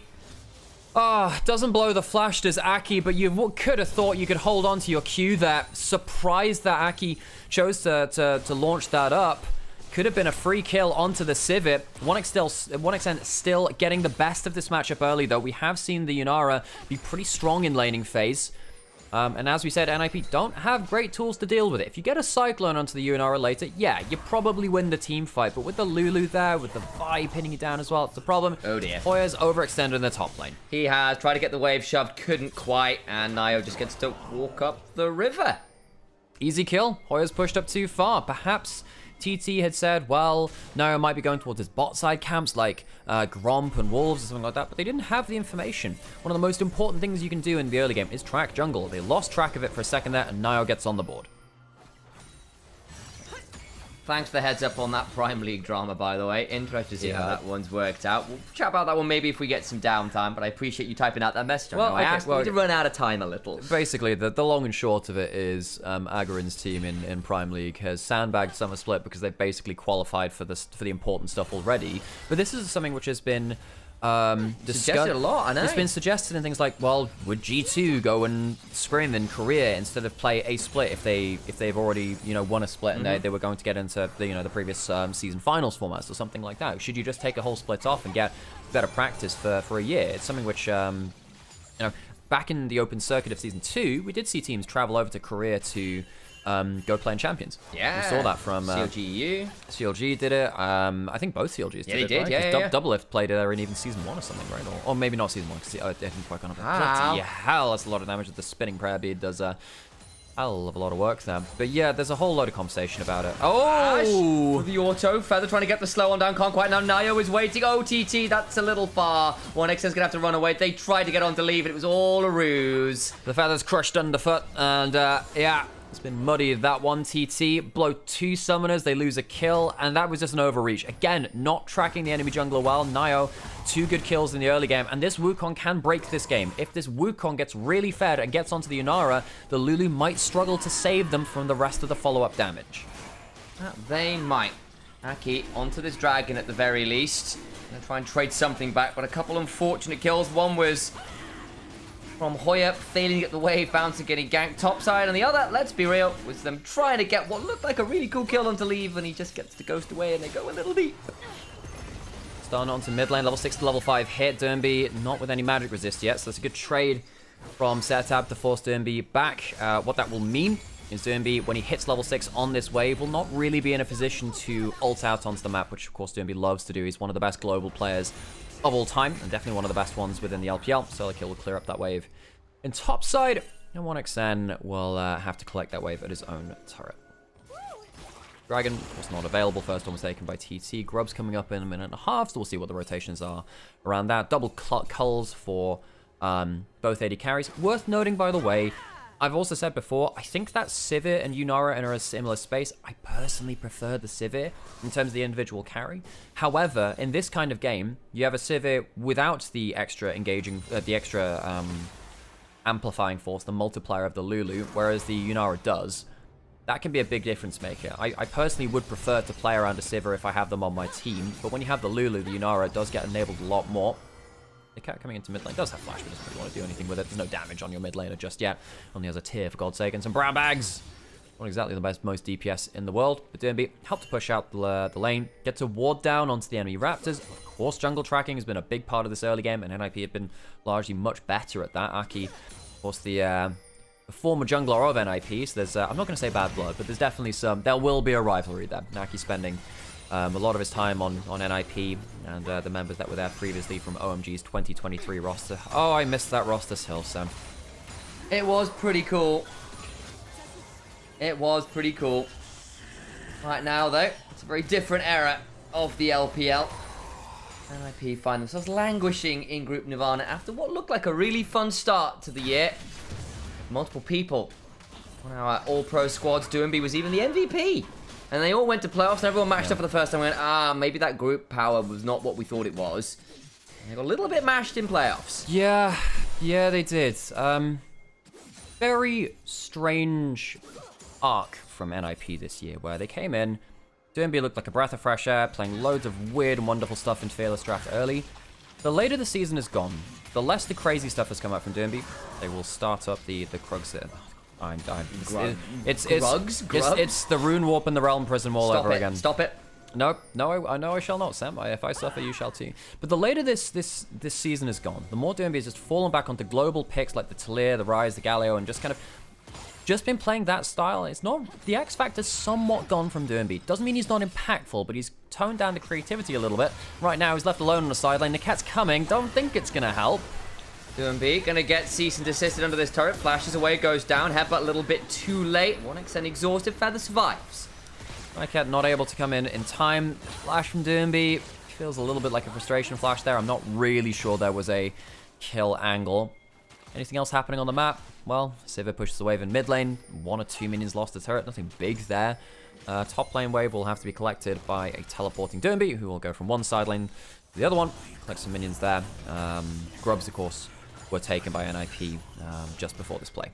Indeed, they were. That leaves us with a bit of a weird old game. So the gold is largely even, but a couple kills is giving NIP that slight edge in the race towards feats of strength, but the game not really been blown out early on after those initial plays from NIP happened, that we might be in a better spot for. But honestly, in the laning phase, the fact that this Annie is significantly ahead of the Talia, the fact that bot side at the very least is still a decent chunk in from 1xN, who's been laning very well into this Sivir. Both are stacking Cull relatively even, be it one to be a wave later than the other when they cash in. But actually good news for TT when they do need their AD carry to be the star of the show.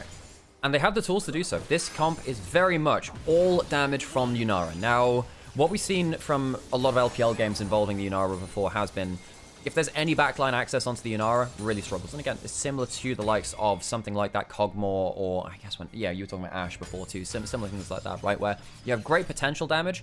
Realistically, can you get that done when threat's on you? Well, I think before, we saw in the first 10 games or so, she went like 3-9 overall worldwide between LEC and LPL. And the LCP as well, where it was also played. I think Talon played a game of it. That was the first international tier 1 game.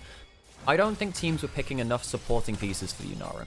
You cannot play this champion as a standalone. I think Sivir can be, which is why I prefer her overall in the meta. But in this specific spot in this draft, I think Nymaera will do more damage and be more useful than the Sivir, because the Lulu will keep them alive, and then you start to really have that conversation of, ulting Nymaera, you're going to have some issues.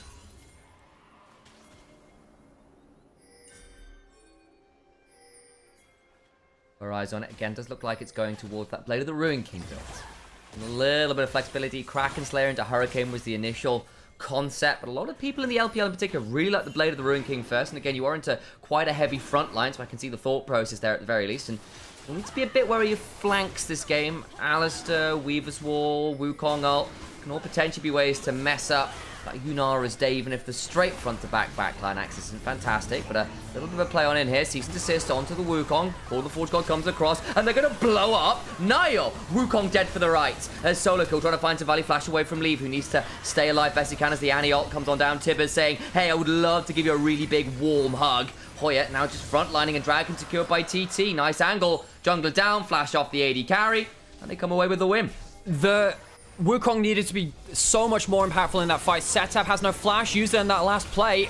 Hoya is around, but can't do anything to save his mid lane. And they give a kill over the Sivir. A little bit awkward on the exit there. Yeah, that's a problem. You do not want to be giving gold over towards this Sivir. We were saying, the Nymaera probably set up better in terms of composition to do more than the Sivir. But if Sivir gets gold, Sivir is actually very self-sufficient in a way that other hyper-scaling AD carries aren't, because of that spell shield, the ultimate, and her damage uptime, not really relying on her ult cooldown or something like that.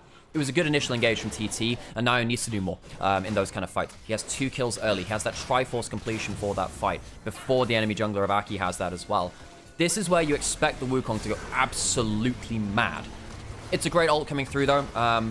Ornn ult comes in at the same time, and Nio just goes way too far forward, tries to get away in a bit of a disengage, can't do so. Great ult from Aki. He gets right on top of that prime target, says, okay, you're the one-item jungler on the Wukong, this is your power spike. Fight now in the river. We're finding Nyket. I don't really think there's a kill angle here. I'll probably just headbutt him away if anything goes a little more spicy from that. We are left with a very even gold game. 2 dragons over to the side of TT, though, which is always scary. If TT get to the next dragons first and get into the river, NIP are going to really, really struggle. I don't think they'll be able to unseat the Nymaera behind the Ornn front line. No, not likely. Solo kill, starting off with this Hollow Radiance here. Not really into a lot of AP, but again, Hollow Radiance just as an item is so nice if you can get away with it, because you just get much better wave clearance. It's a much better item than Sunfire, even if it is an MR item, and on the whole, let's be real, it is primarily AD that you are into. Of course, Ornn tends to do a bit of magic damage. You've got the Annie, so you know what? Actually, in the side lane, you are going to be largely into magic damage, so you can probably just about justify it, even if you have got to be aware that the major damage threat is still going to be this Nymaera as the game goes on. So you know what? The more I think about it, the more the Hollow Radiance does make some sense. The big thing about the Hollow Radiance is that it does give you better wave clear. When you kill a unit, it gives that extra AoE thing around it, and then you're against the double AP solo laners anyway, just in terms of that. But also, we said this before, Sunfire Cape's burn has a 1% max HP scaling on it in terms of its burn, whereas, sorry, my bonus HP, my bad, I think it's that anyway. Whereas Hollow Radiance has 4%, so the scaling on the burn is much better if you actually want to have better wave clear, which is primarily the use of that burn, but then also some of that threat onto those first targets you find in fights as well. I need to see in the next stage of the game Nio start to use this one item spike going forwards effectively. He was shut down in that last dragon fight. Nio did a great job of avoiding tracking in that early game, getting into both that top lane and then into it's top lane twice actually, because it's onto Feather as well as he overdived. He's going towards top lane now. Nyket does have that ult to tank tower if they want. Setup, no flash. Remember, use it in that last fight around dragon. Jumping now under this turret, Seismic Shove comes on forwards, and Nyket just gets to walk away. Ult pops and is tanky enough to get away with it. Yeah, times it well. Really nice from Nyket. Clean, quick, effective, uses one ultimate, no summoners needed, and it's a quick kill onto the flashless Annie. to kill participation over towards Doombeat, who will be happy with that. That's going too far, solo kill. Just get over the wall. Now trying to turn targets onto the Sivir. Leave is leaving. Will go down. Solo kill, surviving for a second or two longer, but not for very much after. Nymaera with the headbutt under the wall. Going to force 1xN to ult, and then Flash as well. away, and they are going to get that value out. So Leave gets smote, can't use the spell shield. Aki, look, this is why the Vi is always good against the Sivir. You can smite midway through your ult just before it connects, so the spell shield is very hard to time from the Sivir. Leave doesn't get the ability to survive through that combo, and that will lead to 2 quick kills and the Herald going to the side of TT. Good engage from Aki, who, last series against NIP had some good moments, but was largely determined by his poor moments outside of that. Right here, ult in, and the smite comes through. No spell shield to block that ultimate. Gets knocked about as the ult from the Lulu. The Wild Growth gets an additional knock-up, nowhere really to go. And then 1xN, headbutt under the tower. You worried for a second, but still had the ult flash. Just to untouchable shadow away, I believe it is. Step. I think it's Untouchable Shadow. I never do remember the E upgrade. I can't remember it. I can't remember any of this. May have to go look that one up. Chat, what is it? Someone remind me. All the while, Lulu may be in danger here. Feather doesn't have the flash, doesn't have the ult. There's the boomerang play. Weaver's Wall coming on down. And punishment secured by NIP.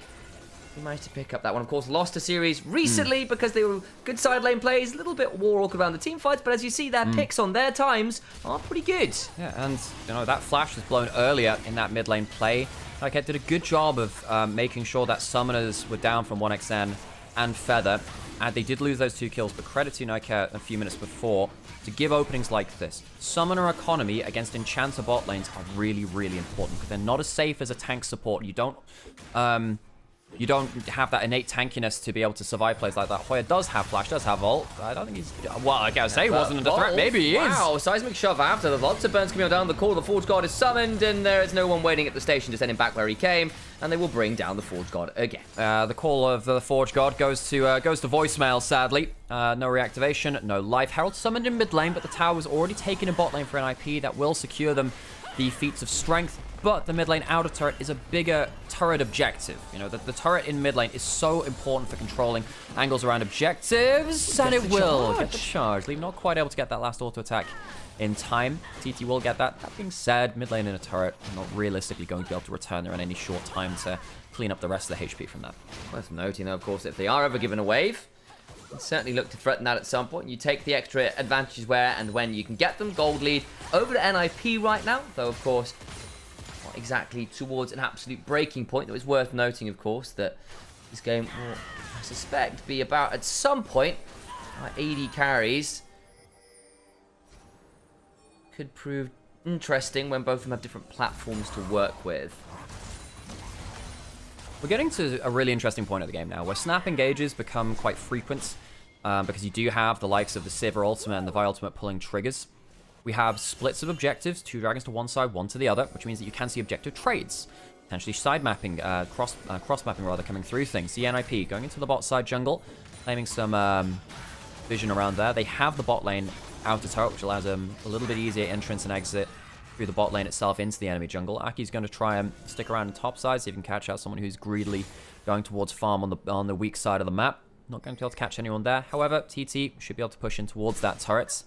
Alistar going back out onto the map with Hex Gates does have ult. He's pretty happy to face check. That's, of course, one of the big differences between tanky support like Alistar and an Enchanter one like Lulu. Alistar can go for these one-man missions a lot more easy. Teleported towards that top side as Alistar comes in to support that side lane. This is simple stuff, folks. If you're going towards the weak side of the map, go there as 2 people, not as 1. It makes it much less weak side of the map. I kept making sure he's around just to make sure there wasn't no instant dive. Unlikely onto a Scion anyway, but just dot your I's, cross your T's. A bit of a breath you can dot your umlauts as well. The double dots. Yeah. But the ones on the use make me think of like a really weird smile. Yeah. Could you imagine? Like, yeah, same. In fact, yeah. It's like the Sonic licking the teeth smile. I do really annoy my partner at points by saying like, "Wow, they drew a smiley face on the U." I'm being a German speaker, and I'm like, "Yeah." Hey, Fred, good to see you. Good to see everyone in chat as well. And yeah, I hope you're all having a wonderful. What is it today? Thursday today. Is it Thursday yet? Oh, is that a crit roll thing? It is. Did you see that crit roll? You see that crit roll? They're doing a new series, not in the regular world they do, but Brennan Lee Mulligan is going to be the DM. I really like him as DM, actually. I think he's actually my favorite kind of the Twitch era DM. He's a very good improv DM, which is quite interesting to see. Though I will say he's not done a lot of long-term campaigns. A lot of them are often shorter. So we're going to see how he does with a bit more structure required. Yeah, Aki was potentially angling for an ult there. Dragging up in a minute and a half. Wouldn't be about the objective. This would be about summoner economy. You get a fight now and get some summoners off of someone like 1xn or leave. Makes an awful lot of difference. Both AD carries at the 2-item breakpoint. For Siva, it means she can just stay out on the map and wave clear ad infinitum. For Yunara, I'd argue this is her biggest breakpoint in the game.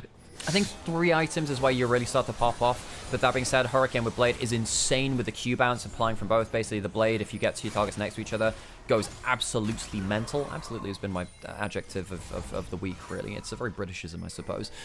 Vision onto the Dragon Pit itself. NIP trying to hold up in this river. They've gone into bot river a little early, you know. Doinby on a flank is spotted out, hit by that massive chunk from the Annie. Gets over the wall. Oh, Aki is waiting. But now he's in the pit by himself. Trying to get some damage onto this Annie. And towards this Talia. He can't get the kill. Doinby surviving. Finally gets a bit of heal. That's the triumph happening. What about the other side of the fight? 1xn trying to unleash on a solo kill. Needs to flash away. Weaver's wall to buy them space on the retreat. No way did they get away with that. Aki missing a crucial Q and then getting cancelled by Nio on the other means that Doomby lives. Now, NIP lose a shit ton of HP, so they're not going to be in great position to fight for the dragon on spawn. They will have to teleport back into the map with Doomby. Doesn't have that Weaver's wall if they do want to fight for it. But right here, they find a play onto Doomby who just dips out of that brush as the control ward is put in.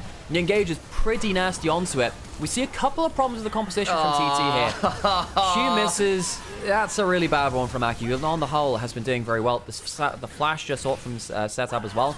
One thing you'll notice is that the Yunara can't catch up to the engage.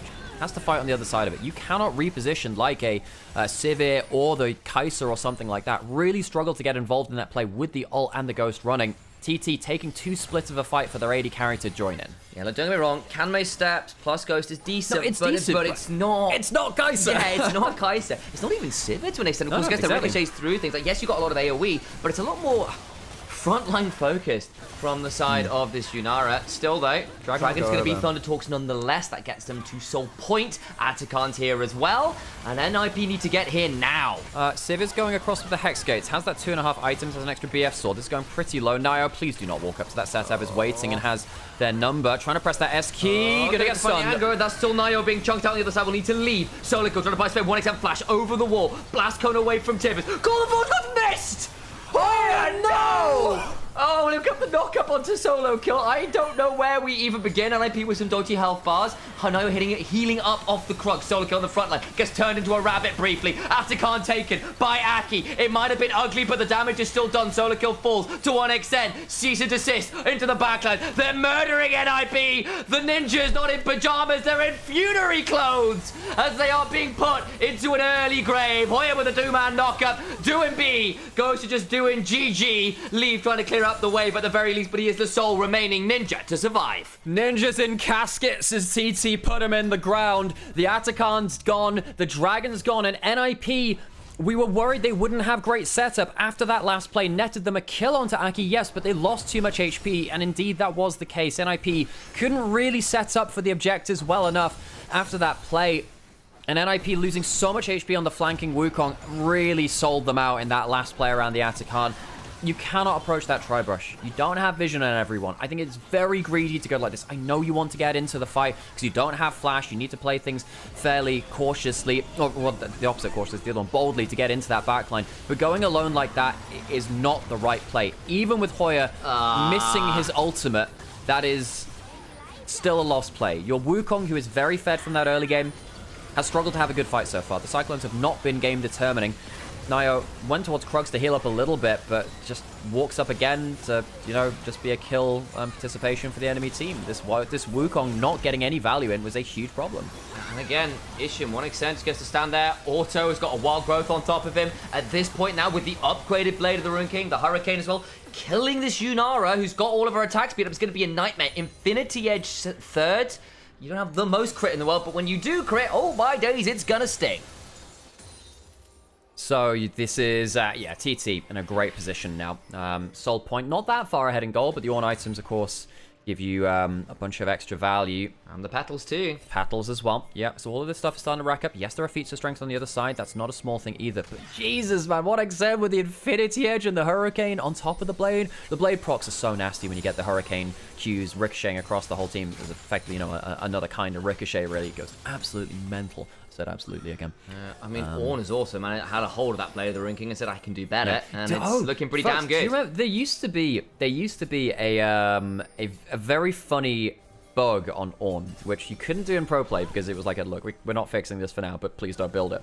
You could build Blade of the Ruin King, upgrade it, and then buy another Blade of the Ruin King, and you would actually, because it counts as a unique item for each one, you could get double Blade of the Ruin King proc, so every auto attack would do something like 24% of your HP on Ornn. So you just get this random ADC Ornn hitting you with double Blade, going akimbo Blade of the Ruin King, and slapping you for a quarter of your HP every auto. What's that meme of like the you know, like the prepper who's got the double katanas and the big ponytail and the neck beard? I mean, I'm actually not sure. There's a lot of neckbeard katana memes, Sam. I'm sorry to inform you on this. That's true. It's also partly, I'll tell you what it is. It's Yakuza. It's one of the enemies. Oh, right. Yeah. Great games, the Like a Dragon series, by the way. Go play them. They are wonderful. They are fantastically dramatic main stories and fantastically deeply, deeply unserious side stories. Yeah, the still has somehow quite deep meanings, but it's like, yeah. Pocket racing, my beloved. It's wonderful. Yeah. You meet him again, by the way. I know, Sam. You meet him in like, 4 or 5. Well, you run into the guy that was there in Yakuza 0 back in the 80s or whatever. Yeah. And you see him again in Yakuza 8. Yeah. He's there in Infinite Wealth. There's hang on, 1xN just unleashes. Well, untouchable step away, trying to get some damage back, looking to get some damage on the solo kill. Who needs to back out of that one? Aki, Vault Breakering forward's not been as easy as game, but still gonna get onto Nayo on the backside. Niket trying to buy some time, doing B coming across with the Weaver's Wall, but he's here too late. Damage is done, the front line is gone. NIP get jumped on by the Nymaera, and 1xN shows the DPS potential of this champion. NIP do not have great ability to shut down this AD carry, and the 3.5 item 503 Nymaera pops off. That is pretty mental stuff. Transcends herself and just keeps throwing those prayer beats out. And unfortunately for NIP, her prayers were definitely answered. Leave needs to leave very fast indeed. As Nymaera continues to show cultivation ain't just for wuxia novels. This AD carry matchup, 1xN Leave, has been so cool to watch. I think Leave got the better of it across the best of 3 in the last one in the victory for NIP, but it's not like 1xN had nothing to show from that series last time either. 1xN determined to make the most of this one. Feather caught out, and the Lulu is popped. Uses the ultimate, has flash. Look what's up. It's Baron. They're all around. I think they can maybe look at this. And now suddenly, without the Lulu on the table, do NIP feel like, well, you don't have your disengage anymore. That enchanter is gone. Perhaps we can make a fight happen. Leave about to get his ultimate back up. Teleport into the mid lane. It will be a 4v5 defense of the Baron from TT. NIP, do you think you've got the answer?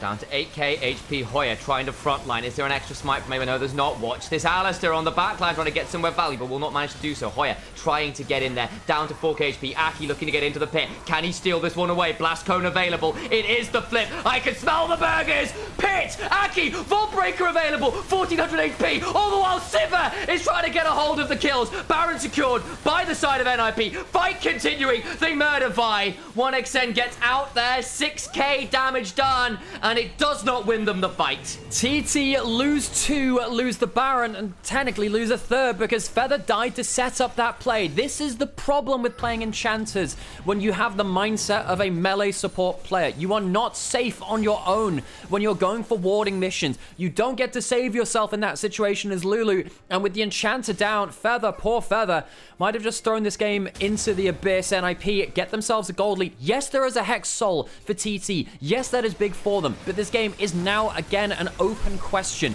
It's a great knockup onto Hoya to again just keep him locked up, and this Ornn has to flash out. Means he doesn't have a flash E into the pit or something. Means that the engage potential from TT is much lower. 1xN, you can see how he's struggling to get onto the backline. Does great damage onto the front line of solo kill, but it is just the front line. It's only the Scion. You're not damaging the Civic. You're not damaging anyone else, and the smite comes in clutch from Nayo as he gets that Q bonk down onto it with a crushing blow. NIP walk away with the objective, and the game goes on.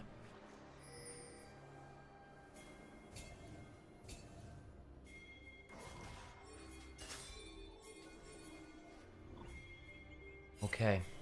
IP. 800 gold up.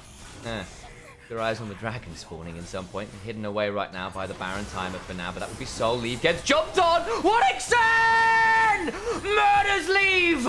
Leave had Ghost Saddle and couldn't escape NIP now in the pits. Weaver's Wall comes on down to split off Wonixen, who doesn't give a damn! Flashing for more! He is looking like our next generation of greats! A wild growth and an explosion from the AD carry. The prayer beads keep flying. He's transcending himself at NIP. Are left on the wrong tier of cultivation. His spirit is just too much. NIP had such a good opening around the Baron, but they forget that they cannot just allow the Yunara to DPS. Doombi will die on the bot side. Perhaps Aki will die in his own jungle, but NIP still lose the grand majority of their Baron push, and TT fight back.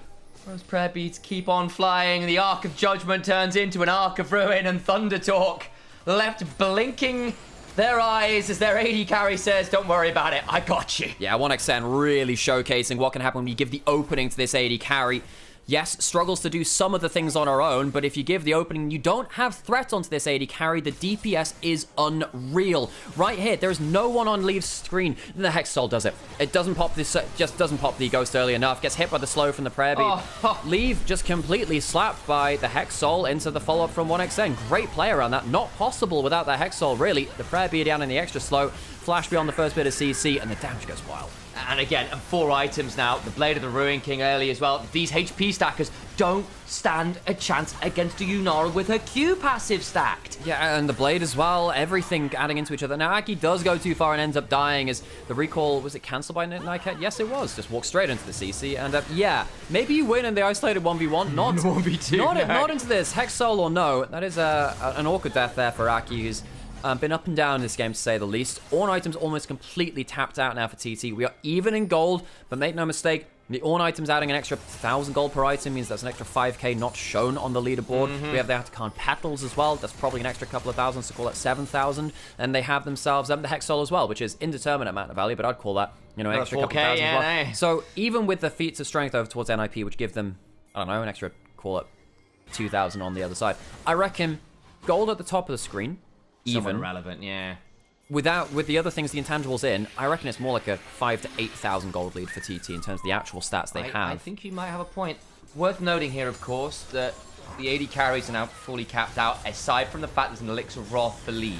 So his last item ain't really there yet. Pop that Elixir now, trying to get some value, and he does sting onto Hoya, my days. Yeah, I mean, you don't forget the damage that Sivir does. Still 4 items. Yes, 2,000 gold behind and no Ornn item, but Sivir is Sivir. Has the pen, has the anti-heal as well from that Mortal Reminder.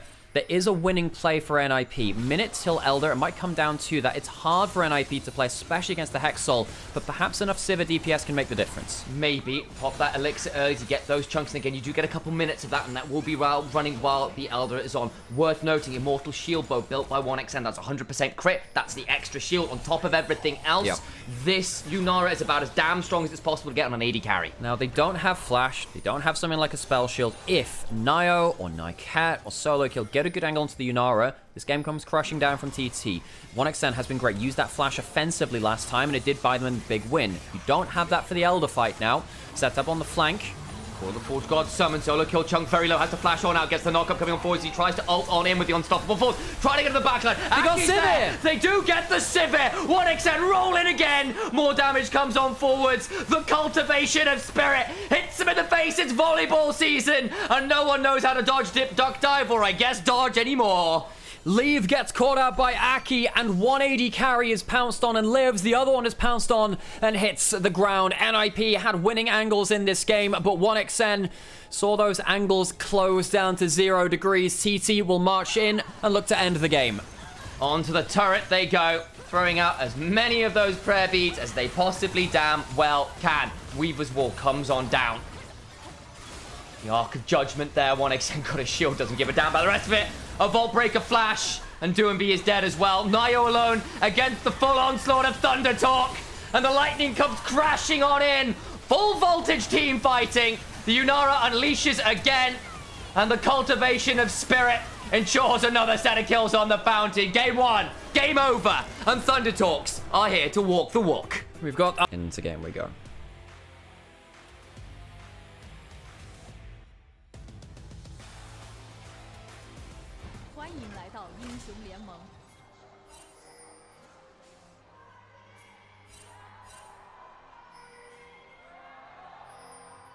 军还有30秒到达战场，碾碎他。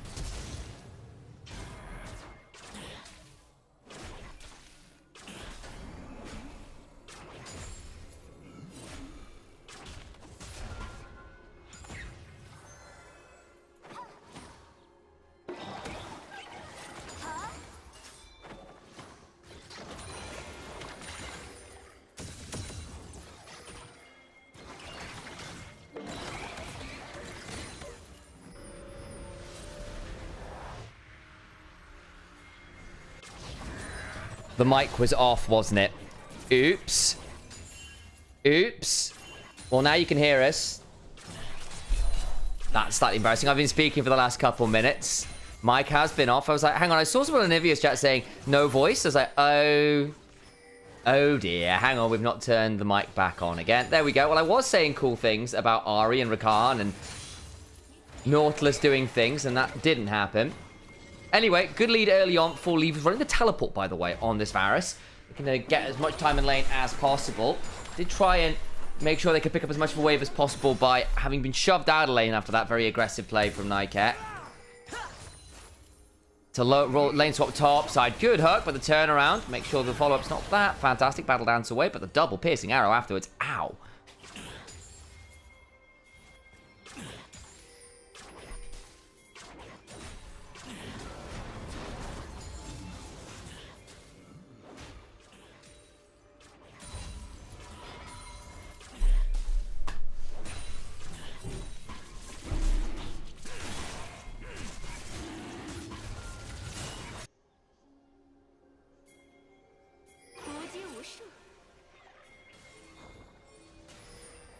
I'm gonna try and pick up this wave here. TT having to do a lot of, like, triaging here to get a hold of waves, because this bot lane has been so oppressive early on. And even Nymaera up double the CS nearly. of this poor Zayat. Gonna pick up the dragon at least. Seeing some value. Should be able to pick up a wave bot. So I've gone towards an early cull to try and mitigate the early discrepancy.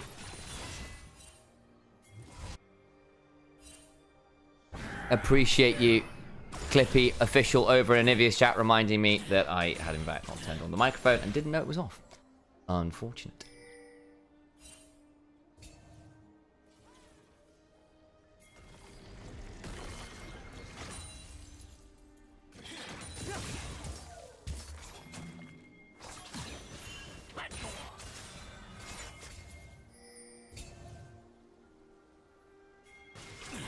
Oh yeah?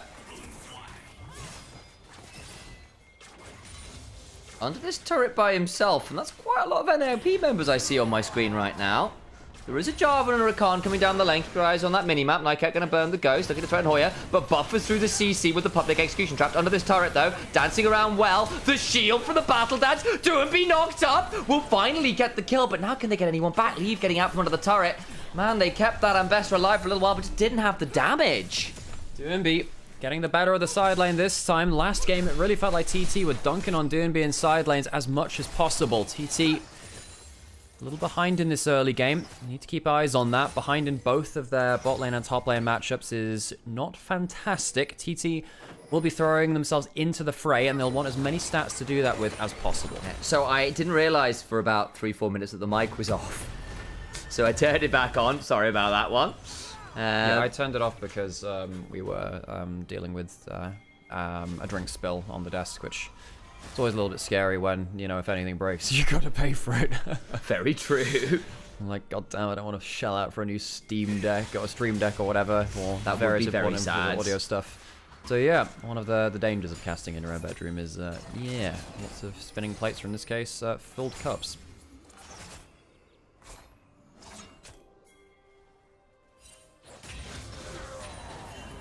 In some early plays against the Sire and Rakan. Nycat in particular had some very nasty hooks that force some early backs. We're trying to work on that pronunciation. It's been years, literally years of saying Nycat. I heard the host say Nycat the other day. By the way, it's the new Ari skin. The Spa Day one will ult out to the side. Going for the Rod of Ages Ari build. Well, I mean, I guess you got to dive into a couple of bruises, and then Nautilus makes it pretty hard to play squishier builds, but gonna struggle with that early fighting power. Grub started up. I think it's a good position for NIP, holding that choke point well. Nycat just making sure he's threatening the hook, not necessarily casting it, just threatening it. Hook on forwards. Aki will flag and drag out. Feather goes on in, forces a flash out of leave, which would be something at the very least. Piercing arrow being threatened, goes across a couple. Make that 3 actually, as Aki was hit by the very tip of it. Smites away at least 1. Fight now continuing as they go on forward, and that's just a very dead Feather. Oh, that's Aki too in the deep, back Aki. lane, but he does keep that Varus pinned away for now. 1xTen throws down the Feather Storm, can look to maybe pull some people back. That puts a lot of damage into now, gets some healing setup, trying to get the charm, but it's run out of damage. Aki may be looking for a good flag and drag here. He's got the vision to potentially work through. Flag and drag just shy on leave. We'll get it with the martial cadence auto. Nycat and Doomby trying to get some value. Ignite comes on down. I think that's probably still a very dead Jarvan. So that is a lot of dead members for TT. Is it 4 overall? They got the 1 kill in the side lane earlier, so it would be 4 for 2. And Doomby walks away with 4 kills. This is now danger stations for TT. It was poor terrain to fight through. They were on the top side, on red side, which means they have to go through this tight choke point into river. They have their backs against the wall when they are into river. And while Aki manages to get the flag and drag away from the Varus ultimate, most of his HP is down. The full stacks of the Blighted Quiver get popped by that W arrow, which means Aki is very low HP. He can't really stick around and do a lot to DPS after that point. The flag drag goes in with the dunk, but realistically, you know, your fight is over. 1xTen struggles to follow the engage, gets a good feather pullback, and things are somewhat playable, I suppose, but without that Ari ultimate, which was blown before the fight came through on top side, when he was running away from jungle, really no extended fight potential. No, and actually great flash from Nycat at the end of that as well to get beyond the feathers, so he didn't get rooted up as well and got to stay alive with all of his HP rolling. 2,000 gold lead at 10 minutes is no small amount of money in the back pocket. 20 seconds till Dragon. Really quite worried with TT. Yes, you have 2 kills on the Ari. It does give you some ult hunter stacks, which is nice. That is important. Gives you that kind of like ability to catch up to where Malignant would have you, I suppose. Has the Rod of Ages, will start to tick up with some more HP stacking, and potentially the extra level later as well. No, potentially just will be, as long as the game doesn't end in, 10 minutes or before that. Aki off of vision, puts down a control ward. They might have information that he's around here now because they just saw a ward in there. Do you know he's over that wall? Not sure. X-Flash being charged. Aki looking for leave, remember doesn't have the flash from the last play. There's the Cataclysm. Battle Dance quickness comes on down, but they still don't have the damage because 1xM was jumped up by Nio. 1-for-1 in terms of the AD carries, but Aki is likely going to go on down. Hoya's turned on up, but he doesn't find an angle, and now he's alone in a 1v4. The Xayah just can't follow up with the play. Goes down. Hoya is very much in no man's land, trying to hit an ult, I suppose. Does hit that first bit. Feather's now coming on over. Actually might have escaped on that one. Good knock up from Feather. You know what? Not awful. Not awful indeed. Leave can now teleport back out onto the map. How's that summoner? And TT, we said that they needed stats to dive with. They just don't have them. They give another kill over to Doombee's Victor, who's 5-0-1. That victory is going to be very, very hard to deal with. I think what will happen now from this point, especially with the Dragon going over and TT not getting an early soul point win condition, is TT will look for dives. They might get leave. They will in no way now get the Victor cleanly. They cannot kill the Victor with the stats that they have, especially with the lower early game damage build of the Rod of Ages Ahri, and a Xayah that really can't follow up very easily, especially without flash. TT will dive onto the Victor potentially. He will survive, put down a Grav Field, put down a Chaos Storm, and live his best life. NIP, this should be a smooth sailing game now. TT's main combo in the fight, diving onto that backline, does not have enough stats to win them the game right now.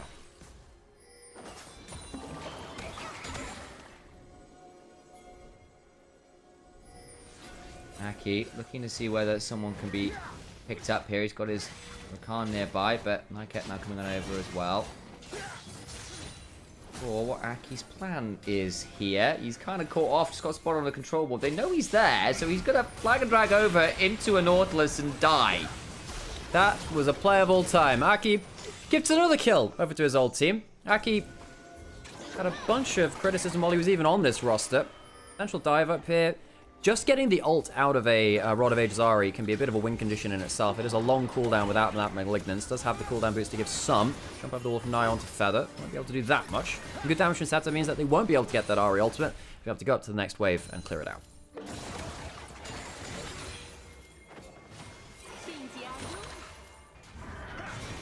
Into the red buff goes Nio. Really know whether we're going to see too much of a contest here.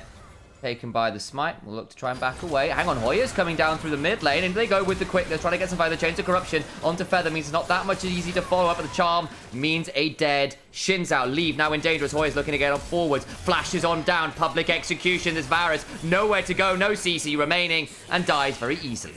TT get a fight that they've been looking for. The Victor was not there at the play, who has most of the gold, really. With the 5-0-2, TT will pounce and potentially look to even take down the full turret here. They have the flag to give the extra attack speed to everyone involved, which will help them take it down. Plates go off. Can they stick around for the full turret? Nautilus teleports into the turret behind it. He won't be there in time to save the full turret, I don't think. I think they should stay here. They'll take it. TT, get that turret in mid lane. That's a big win. Now they've got to play potential objectives, feature strength on the board.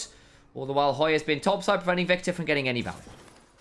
This is important. Hoya, great play to couch out the Varus. What happened here? Had that Eclipse.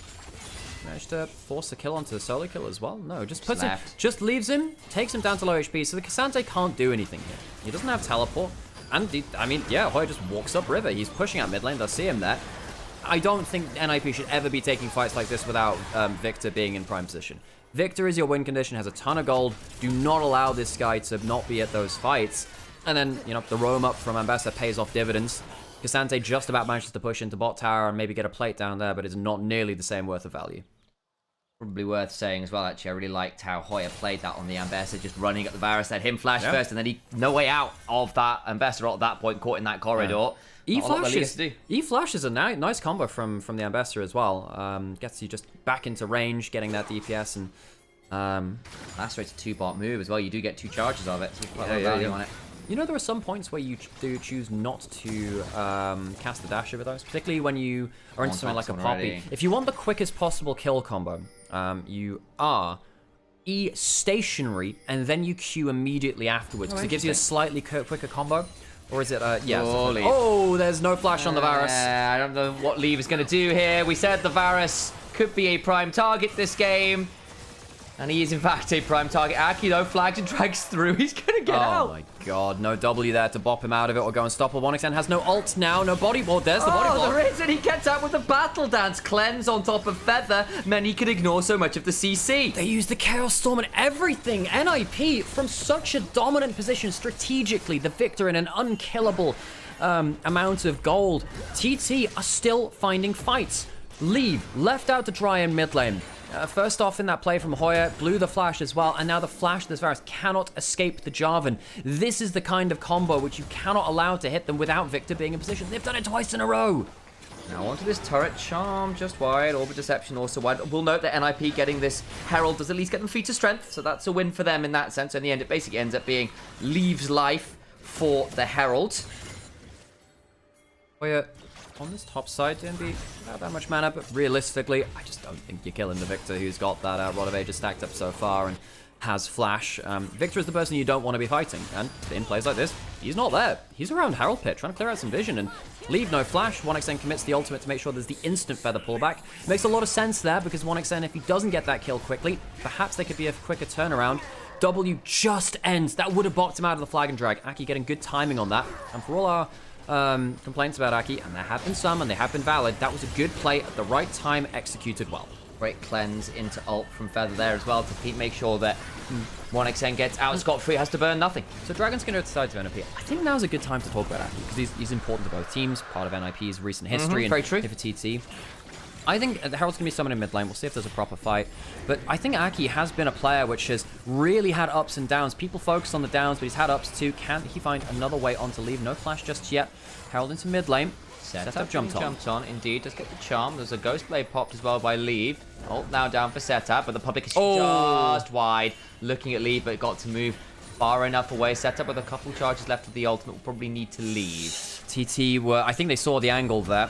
But the ult just short, maybe? I'm not sure. I didn't think it was just short because Varus just had enough move speed to get out from what I saw. Yeah, and of course having stuff like the Ghost Blade can help you with that active to get out of that. 1xN hit with a decent amount of poke. That is a dangerous hook! Oh no, and the Feathers afterwards with the Cataclysm! Oh no! I don't think it could have gone much worse. Arrow will take down Jarvan, but NIP, what was the plan there? Why would you go into turret like that? 1xN, he is the anti-dive AD carry. There is no reason to do that. They're trying to take the mid lane out of turret. They probably will, but there's no reason to give those 2 kills up. Well, they'll get the tier 1, but yeah, I mean, all the while, look who else is bot lane. Setup getting that turret there. It's a 1-for-1 in turrets and a 2-for-1 in kills. Disaster from NIP. I so few words to explain that. Nymaera, Nio, you are not tanky enough to do that. The damage is not good enough either. What the hell happens here? There's a Xayah with ult. They get good poke. The hook, I think, takes Nymaera further than he thinks he will be. I think if he hits the first target, he can at least flash out. Because he hits the target behind him, he gets dragged very far into start. No, there's no reason to follow that. Crazy arrow damage, actually. Look, the arrow's good. The Varus, I mean, this is why you need to die to the Varus, because you don't, he kills you like that. But NIP, that is way too fun. I get no flash now. Used it to try and escape before. Has got no flash, as you noted. Grand entrance just wide. I think he just gets to walk away from that. Good move speed. Yeah, manages to get the hook through the charm. So the charm hits the hook, hits the wall, he gets out, and then dodges out in the Rakan W. Not great accuracy from Feather on the champion he named himself after. And TT, low and ultimate on the long cooldown ultimate of the Ahri with the Rod of Ages. He will get out to safety. Block it now completed for him on the next back, so he'll have an extra amount of shielding and tankiness for the next play. What's up? We have... What's up, Doc? No Aurora in this one. You know, one thing which I found pretty funny, I was going to talk about the Atakan spawning, but you know how Nimrod became a insult? Yeah, nice hunting there, Nimrod, as Bugs Bunny called down the FUD. You know, Nimrod was actually like a historical figure who appears in the Bible and stuff. He's meant to be like some, I don't know, Canaanite hunter or something like that. So he was meant to be like, haha, I'm calling you a hunter, blah, blah, blah. But people just didn't get the reference. People just thought it was like an insult, and now it has just become an insult. Nimrod was actually a historical name. The historical Looney Tunes just flanderized the poor guy. Yeah. He's co-opted the meaning, and now Nimrod, I don't think anyone would really know the original meaning outside of Precious Few now. Towards the Atakan we are considering. Again, there's this Victor. There we go. Name of the champion finally secured in my brain. 2 items, upgraded boots, Spellslinger's shoes on in is very scary still for NIP. For all the last few moments have been a little unwieldy, I think it's fair to say. Varus has flash. That's the biggest cooldown you can get. That Satab may... You know what? I really don't like diving onto Varus as a sole player as Ari. Charm lands, but not going to do that much. Solo kill caught out a little bit. Public execution going to force a flash. They really didn't want to get stuck into that play. Might be a hook onto 1xN. Gets behind terrain in time. The scary thing when you're playing one of these backline carries against the Nautilus. When you're playing a squishy mid lane or a squishy AD carry, that's when you feel the fear of God when Nautilus walks at you. Hoya has walked up towards topside.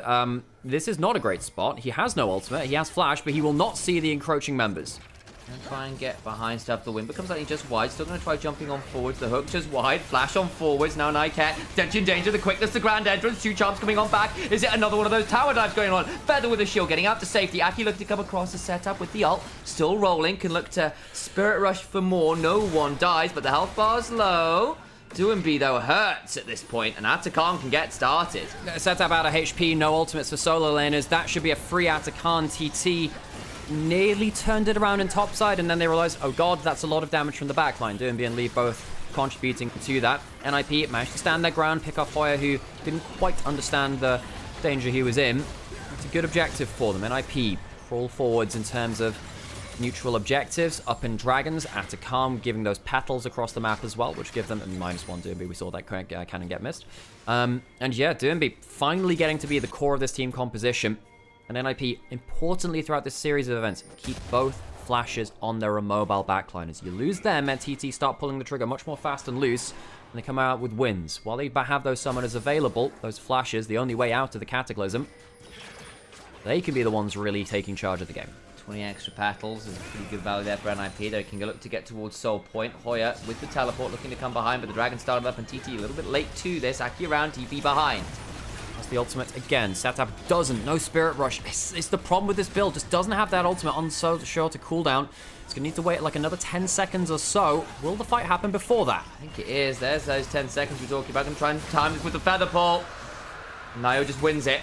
Now, what's the plan? Hook misses. Aki potentially looking for an engaged. Dangerous angle for himself there. Could have gone down in TT. Yeah, they're starting to play a little bit too imprecise. Another hook potentially from Nyket. Angling doesn't pull it just yet. Instead, shuffling minions forward in the mid lane and keeping TT away from their inner tower. Good body blocking by the rest of NIP while their AD carry gets that shove. Aki on a potential flank angle still. So is set up. So is Hoya looking to punish the back end of this.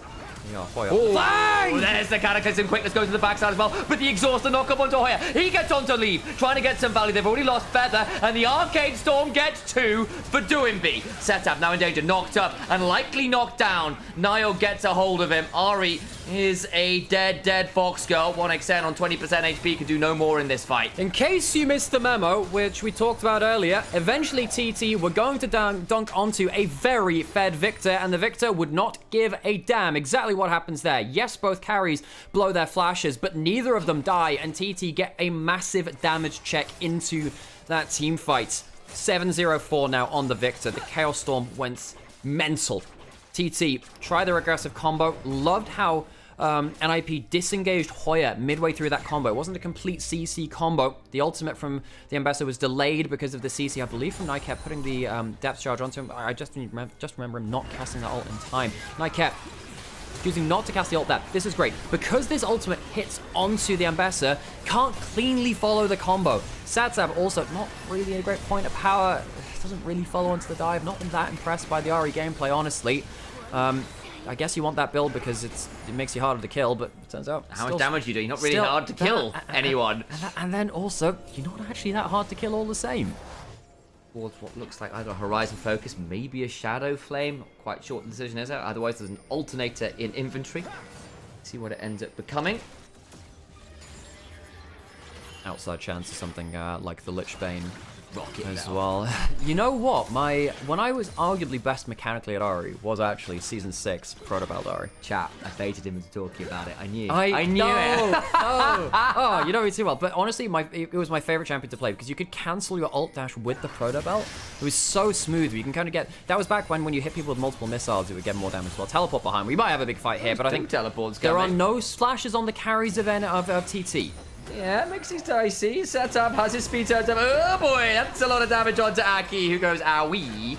That's not my best name part ever. No, it's not, Sam. But it still was a good attempt, unlike Aki's engaged there, sadly. Goes down, couldn't cast that Cataclysm, and without the Jarvan alive and in position, there's just so lacking threat. Baron's going to be started up. TT might find a fight in the pit. Maybe they can. It's really hard to get onto them without that Jarvan point and click Cataclysm though. Yeah, trying to find an angle. You got Hoyer in a dream. 1XL looking to get some value. Backstep to the Unturbo Strike part 3 setup. Goes get to the backside. Public execution. It's on to leave. Massive angle from Hoyer. Fight now can contend as 1XL trading onto Solo Kill is very damn low. Feathers can do the pull. All the resist shredded. Hoyer still alive. 1XL still alive. Feather body blocking. Featherstorm comes on down. When is the next Feather pull available? Gets behind him. Desire with a wonderful flash. And so the storm means nothing. Set up a charge that runs out before he can use it.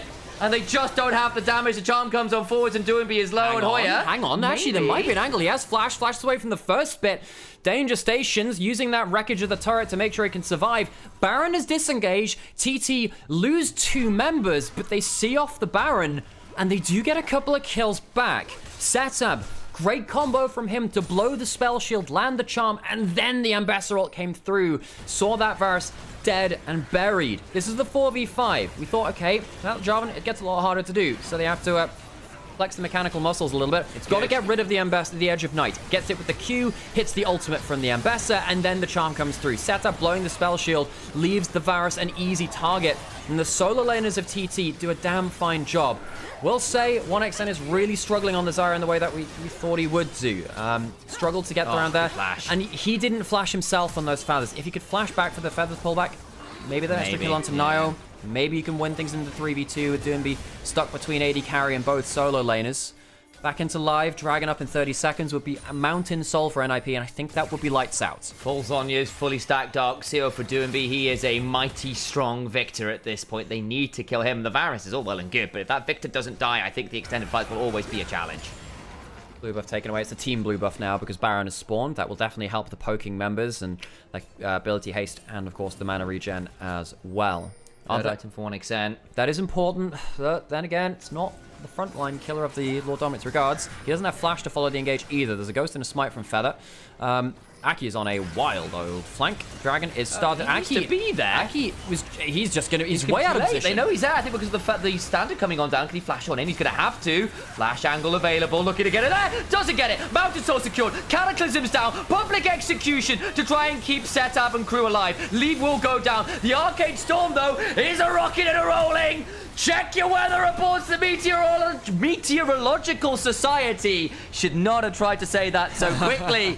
We'll be looking at Doinby's storms with great interest. It's mellifluous, it's a defenestration, it's a hippopotam, monstrous, a sequipedalophobia, and other long words which we're all afraid of as much as that Victor ultimate. NIP managed to stand and fight around their Victor, and Doinby has taken over this game well and truly. Meteorological. That was not the easiest word I could have chosen. Thank you, Brain. Solo kill straight with Hoyer. In fairness to Hoyer, I think he's actually done a fairly decent job of being a threat on this Ambassador. They just can't kill someone without this Victor blowing them up in 10. Aki's just out of position. He gets there too late looking for a creative flank, and it's down before it can get in place. They had the Spellbook Smite from Feather as well. Didn't end up being the difference maker. Of course, the Nautilus also had his own Smite as well. And they get the dive onto lead. That's important, but there's 2 carries which he needs to take care of. Doinby ends this fight on full HP. He doesn't blow flash. He's full HP. The Chaos Storm goes absolute. I said it again. Goes crazy. Say that. Category 5 Crazy. Crazy. I was crazy once. They locked me in a Cataclysm. Cataclysm with Victors. Victors. And the Victor's got to press R. Yeah. And the R made me crazy. Oh my god. That had a chokehold on my brain for a long time, that did, that Rats thing. I used to have league dreams. Till I found out there were other ways to score. Nightcat, keeps getting that wrong as well. Has that ghost running. Doesn't have flash. Might be able to just walk in and get some range for the ultimate. Hoyer not using that ult to go invulnerable through it. Yeah, Gravity Field coming down as well. I think that is a very dead Ambassador. Could have used that ultimate to go unstoppable. You can do that defensively. Gives you a charge of your passive as well to dash out. Wanted to save it, I suppose. And Hoyer, I think he's actually had a decent game on the Ambassador. It's just not been coordinated enough from TT. They give way too many kills over to the Victor early. And they just get to keep rolling forwards. Mountain Soul, 7k gold leads. Plus, at this point, as the second turret falls down, Solo kill in mid, and without very much in the way of damage, Setup's going to try and at least get a bounty here, but he's going to have to reset soon. Yeah. I think he might get Shadow Flame Gold off that, and that might be the dream, but it's in now, of course, to the Mountain Soul. Yeah, he's going to teleport back to make sure and that is going to be the objective Ugh. bounty down. Towers are already falling. Setup trying to get some wave clear in. He'll go back, finish his Shadow Flame now. Gets it. Aki trying to clear through the mid lane turret, but NIP, they don't give a damn. They kill the turret, get themselves onto the next thing, flash in. Good reactions from 1xN to get that ult down. Yes, the feathers are in the wrong direction, but the most important thing is he wasn't hit. Oh, but then in the backside, Nio goes on down, but the charm is pretty good from Feather, who in fairness on this regard has done his very best to body block. The problem is there's just no damage. Aki's on the other side as they've gone and done their very best to keep the AD carry alive. But what does it mean in the grand scheme of things? Especially when 1xN just hasn't been able to influence fights. We called out that Zyron said, well, it's off theme, but maybe 1xN is good enough at it. I don't think he has been good enough at it to justify this one. And the draft has been far, far easier to play for NIP. Hook lands, and NIP will take down the last Nexus turret. 1xN just be trying to stay alive, but there's a Crescent Guard coming on down. Feather does get to the backside, but it's just not enough to keep 1xN alive. It's just 1x marks the spot of a dead AD carry, a Cataclysm to mark the end of days, at least this time for Thunder Talk. We go to the full 3. TT will be brought to 3 games. Both of the series between these two teams going the depth of playmaking opportunities. Doombee's Rise, though, never to be overlooked. God, what a player of the champion he is. Those Realm Warp X factors could be the difference maker. On the other side, Nocturne, Orianna, Aurora over the top. 4 ranged characters. Good wombo in there. Perhaps that will be the winning ticket. No, we're not talking about the horse. 敌军还有30秒到达战场，碾碎它。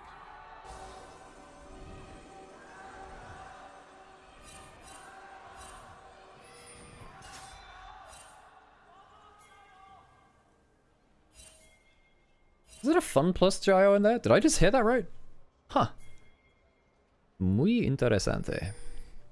Me gustaría comer una ciudad pequeña en la costa de Francia, pero soy demasiado rojo. Dame los cables de baterías, los pollos, he escapado. And that's all the Spanish I know. Oh yeah, and ¿dónde está la biblioteca? Not really relevant to this game. Suppose I could speak something pigeon Italian for when Shadow's playing next on BLG. Why am I speaking? I am speaking. Hablo un poco, poquísimo español. I should have always been a luchador or something. That would be my calling in life. The beanpole luchador. My god. WTF, 2 corgis. Leave gonna hit the wave first. Of course, leveling that Q gives you decent wave pressure. Blitzcrank doesn't give you wave clear. It does many things. Out of vision. I'm gonna walk up. Does he start the E instead? He does. It's decent damage, actually. Better than the hook at the level 1. Heal poked, and they get the Kai'Sa passive. Also, the barrier. Feather gets 1 burst of that blooming blows, but it's not fantastic outside of that. The ranged auto attacks helping a bit more. Like, I would have to flash friend the Power Fist now. Is it Power Fist? I always think I'm confusing it with 40k and the actual Power Fist weapons there. Double your strength at the fact at the cost of always striking last, which is really nasty when you're like strength 5 or something. Power Claws as well. Isn't that a Orcs and Goblins thing? I say Orcs and Goblins. Orcs and Goblins is the fantasy thing. It's just Orcs in 40k. I'm a big fan of Orcs and Goblins and the green skins from Fantasy. Doom Divers are one of the funniest siege weapons I've ever seen. Get a goblin holding a load of rocks, strap into a catapult, strap some wings on him, and he'll fly towards opponents. Oh, it's great. What do you mean I'm speaking the wrong Italian? It's just not Italian. I like Italian as a language, I'll have you know.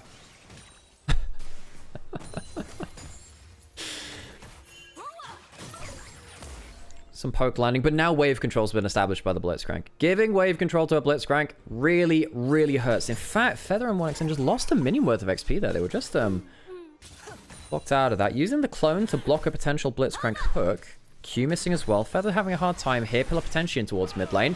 Now that could be an issue. Does have Phaser. Can he proxy in time? No, he can't. Flash forwards. A chump.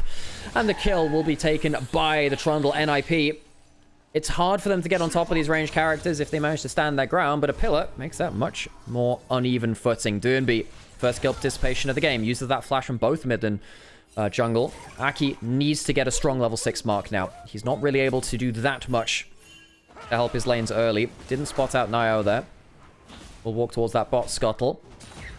Nio dropped any camps. Yeah, he didn't do all of his bot side. He went from top side down to his wolves, wrapped around into mid lane weirdly, and then went towards his... Goes towards his bot side camps now. Dropping farm to make plays happen. Risky, but if you manage to get some of those summoners away, perhaps it opens up fights around the grubs, potentially when they spawn. Solo kill. 10 CS down. Hoya doing well in the laning matchup. The damage of the Aurora passive is really nasty. He's going to set up a bounce back. So Solo kill doesn't have teleport. Wait, Hoya has teleport and Solo kill doesn't? And he's still 10 CS up with all his pot. Whoa, what the hell happened in this top lane? We focused a lot on bot lane, but folks, look at the top lane summoners. Look at what's happened there. There's going to be a lane swap coming through, but Aurora, 10 CS up, setting a slow bounce back, so it's not like the Kai'Sa and the Blitzcrank can do anything in that lane swap scenario. Teleport towards that bot side, so Hoya can set up his lane there. And he has both of his pots still. Nio, gonna get... Oh, traps against the wall! That's the Trundle pinch! Oh, that is disgusting! Nio gets the pillar, which stops setup from moving at all. Disgusting work from Trundle in the jungle. That's just filthy. That is filthy. Rename it back to the Pillar of Filth. Nio, 2 ganks onto setup, 0 and 2, and we know setup can sometimes tilt a little bit. That is disgusting. Asking questions about the why are we getting Grasp Gwen? Because it's the most sustain you can get in that laning matchup. It does hurt you late game, it does, but it gives you access to Second Wind. It gives you the Grasp proc, which can, if you do get that, you know, one auto, a little bit on. Ooh, good roots there. Gets the cleanse out of Leave.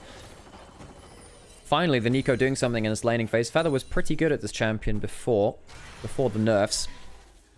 Right there. Gets his first real impact in the game. Struggled to before that.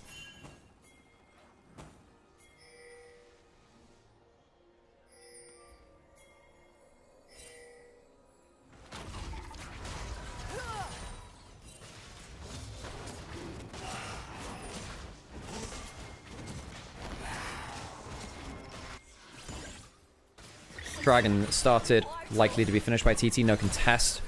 Grub's live in 2 minutes. Stuff like Satab and Doombee's Flash will be just about available for those Grubs. Okay.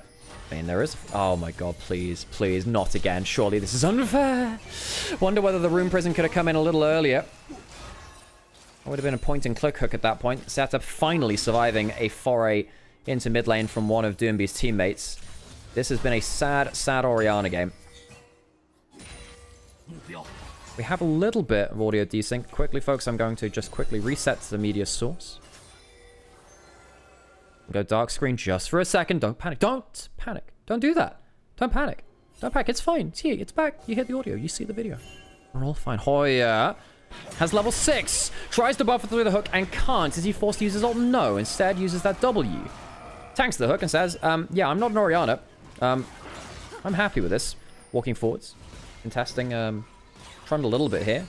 I will take the small Krug with the help of the jungle pet. Panic! Panic!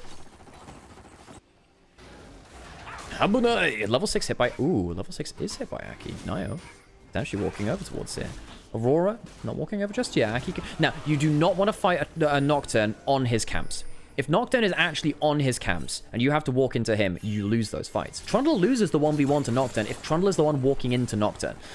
Nocturne will hit him with the Dust Springer, especially with this kind of lead as well.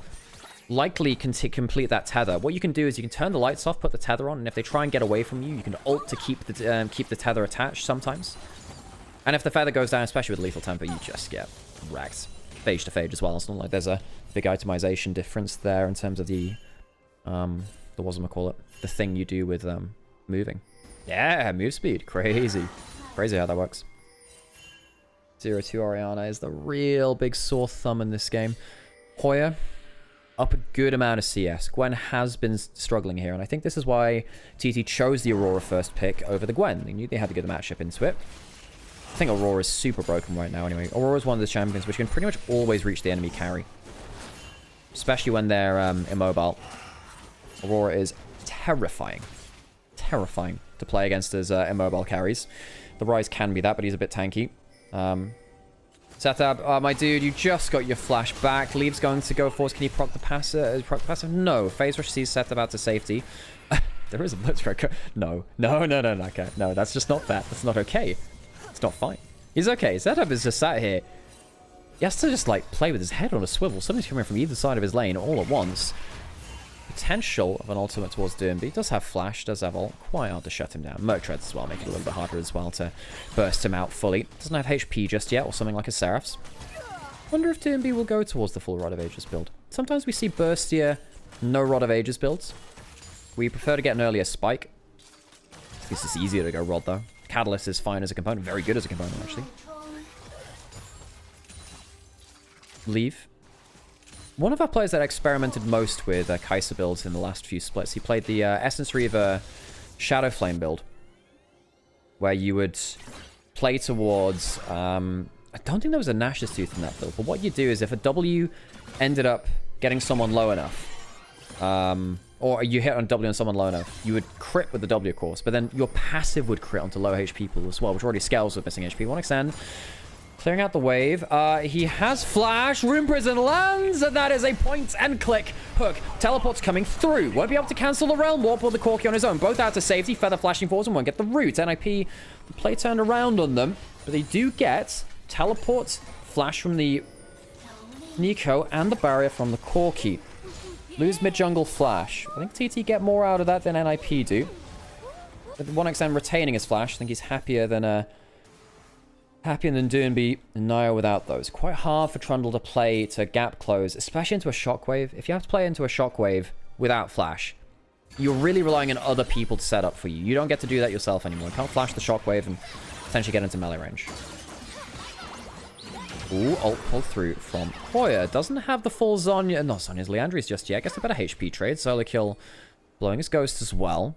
Hoya will be able to full clear the wave if he wants to, which I assume he does. 20 seconds till Dragon. Hoya can sit on this top lane, potentially teleport down, just use his regular abilities. Teleport in from Nymaera. Yeah, teleporting Blitzcrank. That doesn't sound particularly fair. Gets the Phaserist to set up, has Flash, and the Rune Prison hits again.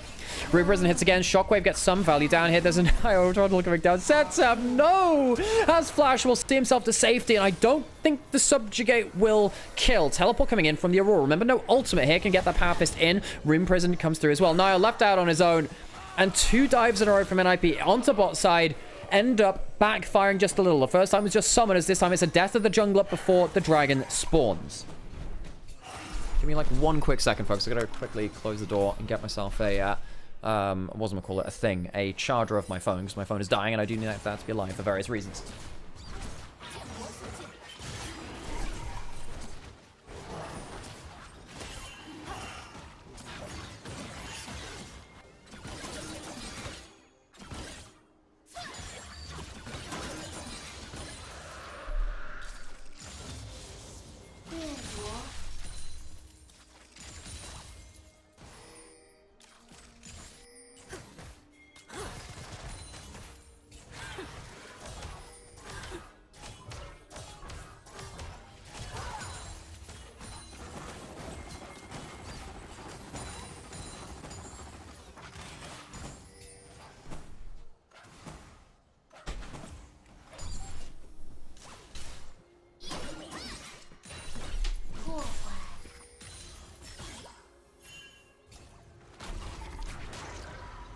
We back.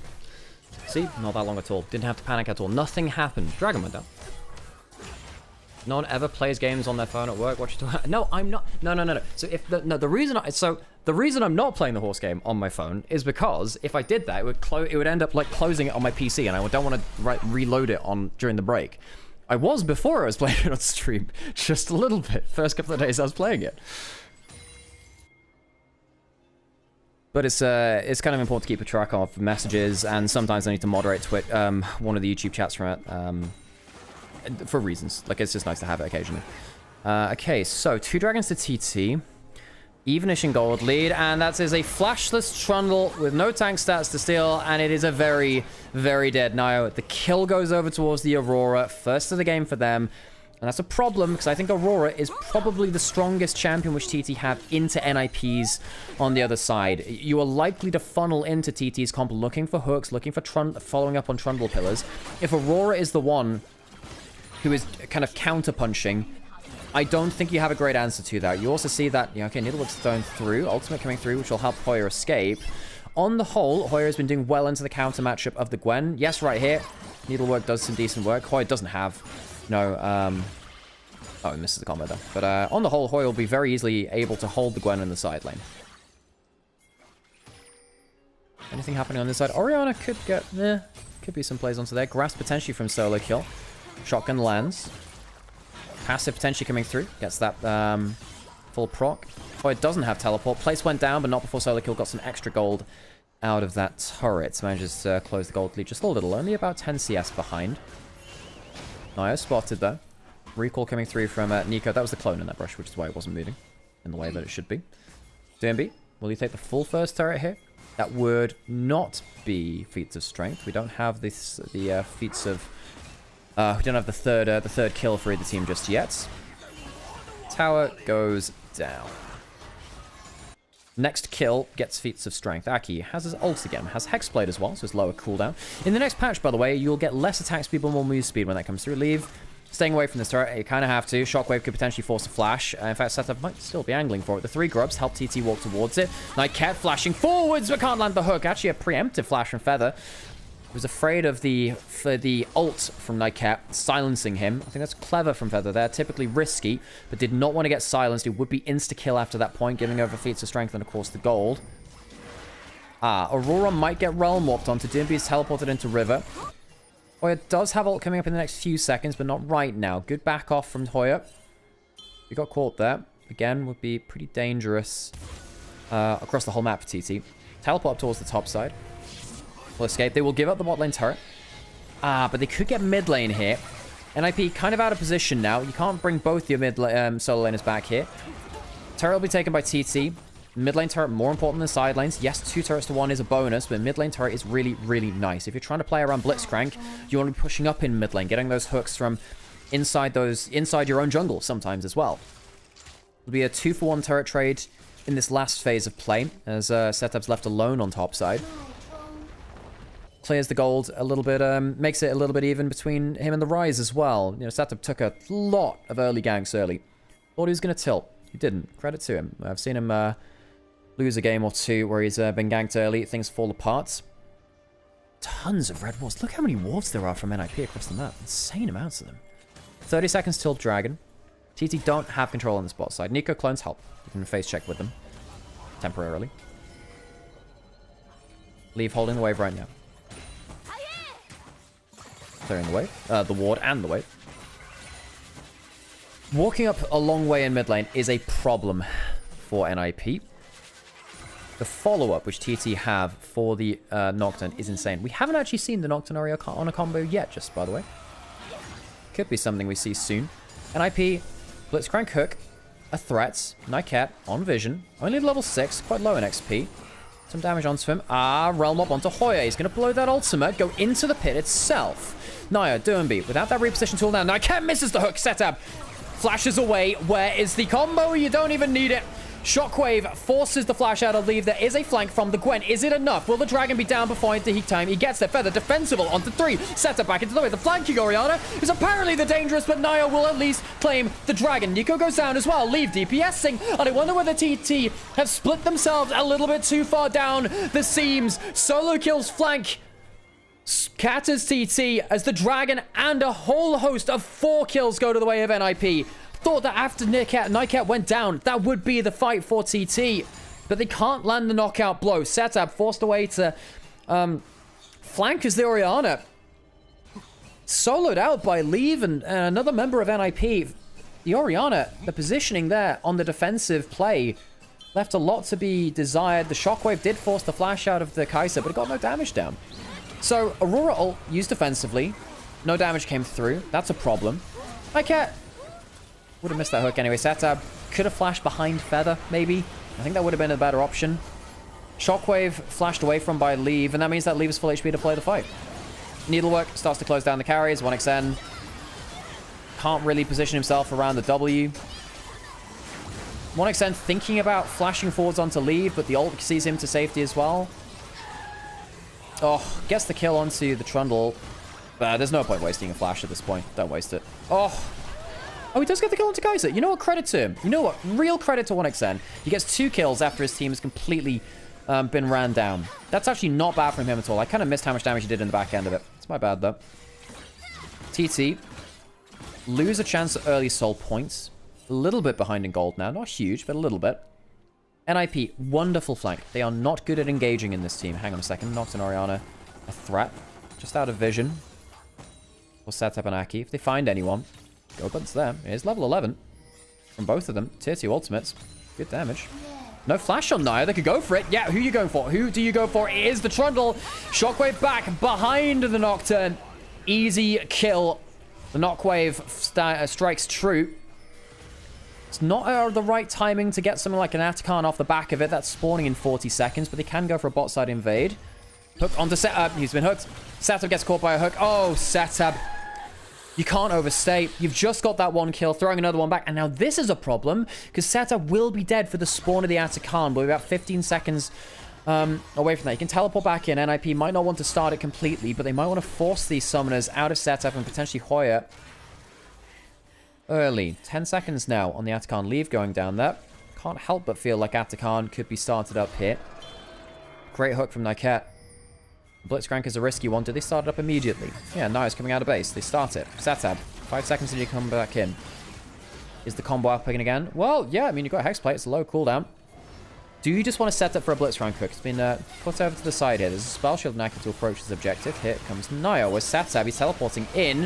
Where is the Paranoia? It's taken by Nio. Are there any kills to follow? The Realm Warp is stopped and the Shockwave lands onto the Blitzcrank. It's only the Blitzcrank, though, and the Phase Rush and Doombeat. And the Flash will see him to safety. Atakan for one. You take those trades. You absolutely do. And Aki didn't have his ultimate. Was still on cooldown. Only comes up now. TT lose a big objective. They do take one kill. The Herald is in mid lane. Use that to charge in towards the mid lane inner. They have 3 grubs as well. If they take bot lane outer, mid lane inner, and a kill, it's not a bad trade. I still think NIP are quite happy getting the Atakan itself. Oh, can't quite stop the turret charge onto the inhibitor turret. Now, it will regen a bit of HP, but it's not the worst.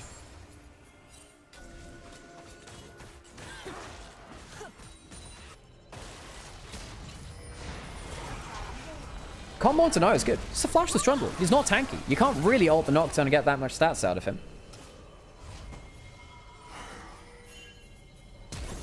Ah, but then the overstay. The flash forward for the silence. Knocked up, wasn't even the hook. I thought, well, he's over so far in the enemy jungle. Must have been hooked. We didn't see it on screen at first. Caught out, overstayed. 2 and 4. By the way, real credit to Leave and Derby to not get caught by a shockwave yet, really. You know, it's 0 deaths on the Rise, only 1 on the Kai'Sa so far. The fact that the carries are doing quite well for themselves is a good sign for NIP. This is a fairly even game still. It's within 500 gold at the 22-minute mark. Dragon will not be sold for either team. It's more important to TT, gets them closer to it than NIP would be. 2 items for Corki, going towards a Shojin build, by the way, which is important. I think that you do need to be able to have a lower W cooldown for the likes of Solo Kill, have a bit more HP to survive through those plays as well. I'm quietly quite impressed by Nymaera. Not even quietly. I think he's been good on the Blitzcrank. He's justified the pick. Great early pressure. Struggled around the last dragon fight. Teleport in from Aurora from one side of the fight to the other. They want to take the front to back. You want to make sure that they're not flanked. Dragon started up. Aki has the ball on him. Knockwave combo available. Solo kill. Will be spotted out. The hook lands onto the Nocturne, who was waiting for the combo, but instead is taken down himself so low. He'll die on the backline, but not before Feather gets a huge combo onto the backline. Jungle support dead for TT. On the other side, it's just the support. The HP bars are very low, and Leave has no HP to play around. That should be a dead Kai'Sa. Has the ult. Can he get away from anything? No. The Q2 will likely pop onto him. Also on the other side of the fight. Setup might die first, though, and Leave. Oh my god, Houdini in the bot lane. Survives for so long. Finally falls, but maybe he's done enough damage. I don't think he has.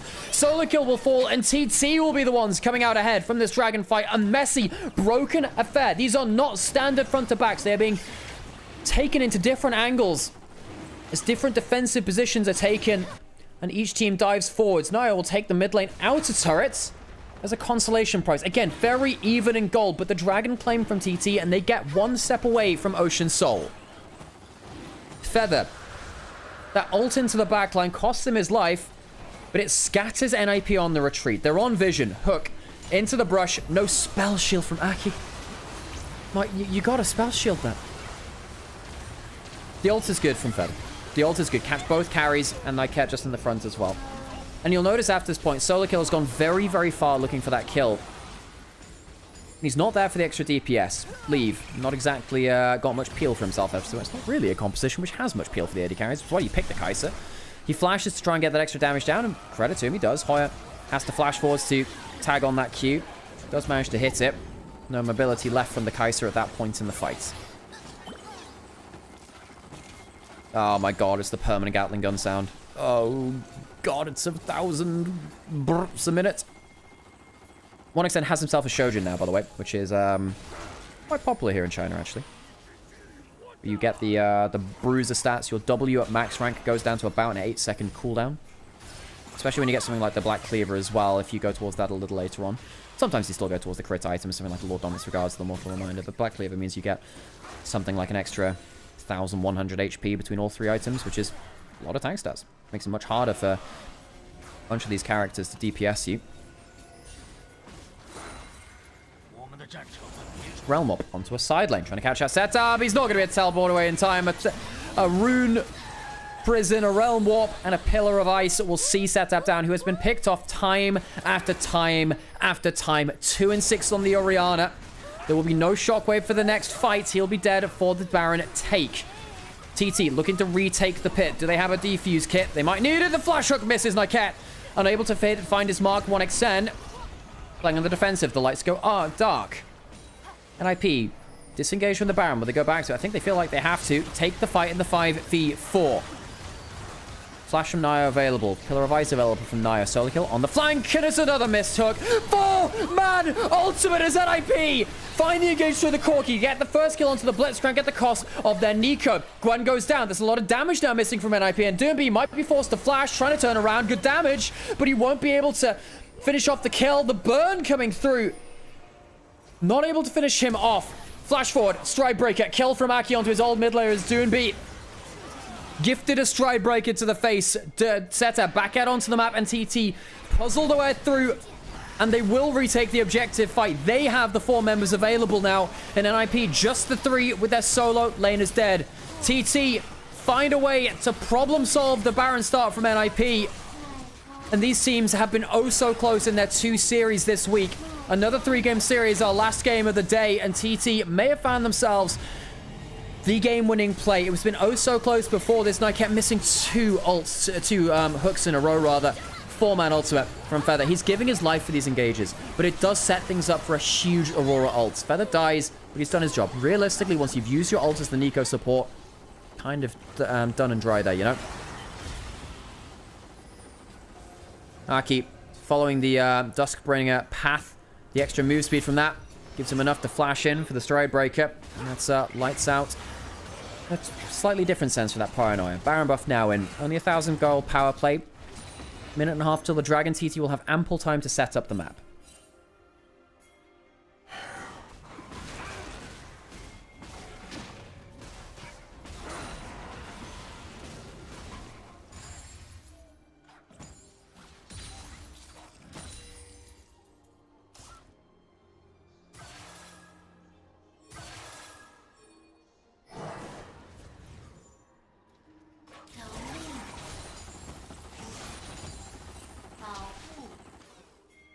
Pushing in across the map. Sitting as a death ball now. Of course, that ends up being very valuable to stop the Orianna from being isolated on the side.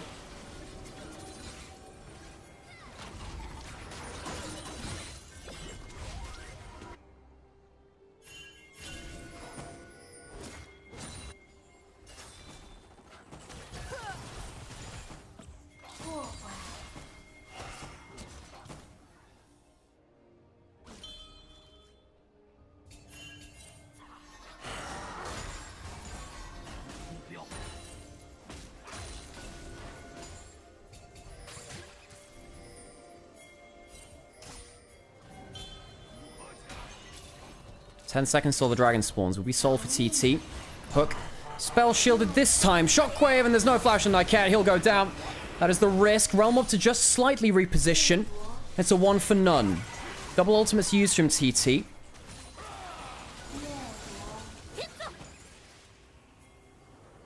NIP, what's the plan now? No Blitzcrank. The Blitzcrank thought, oh, shotgun dodged out from Leaf. Just hit by that ultimate. Perhaps Leaf can make the difference. Hoya jumped down onto by the assassinated carry. 2 kills down. NIP even in the 4v5 winning out on the fight. Gwen has one last little bit of the needlework. Can't get enough done. 1xN jumps in and can't get enough done. Leave with the assassination of the Aurora may well have brought NIP back from the brink.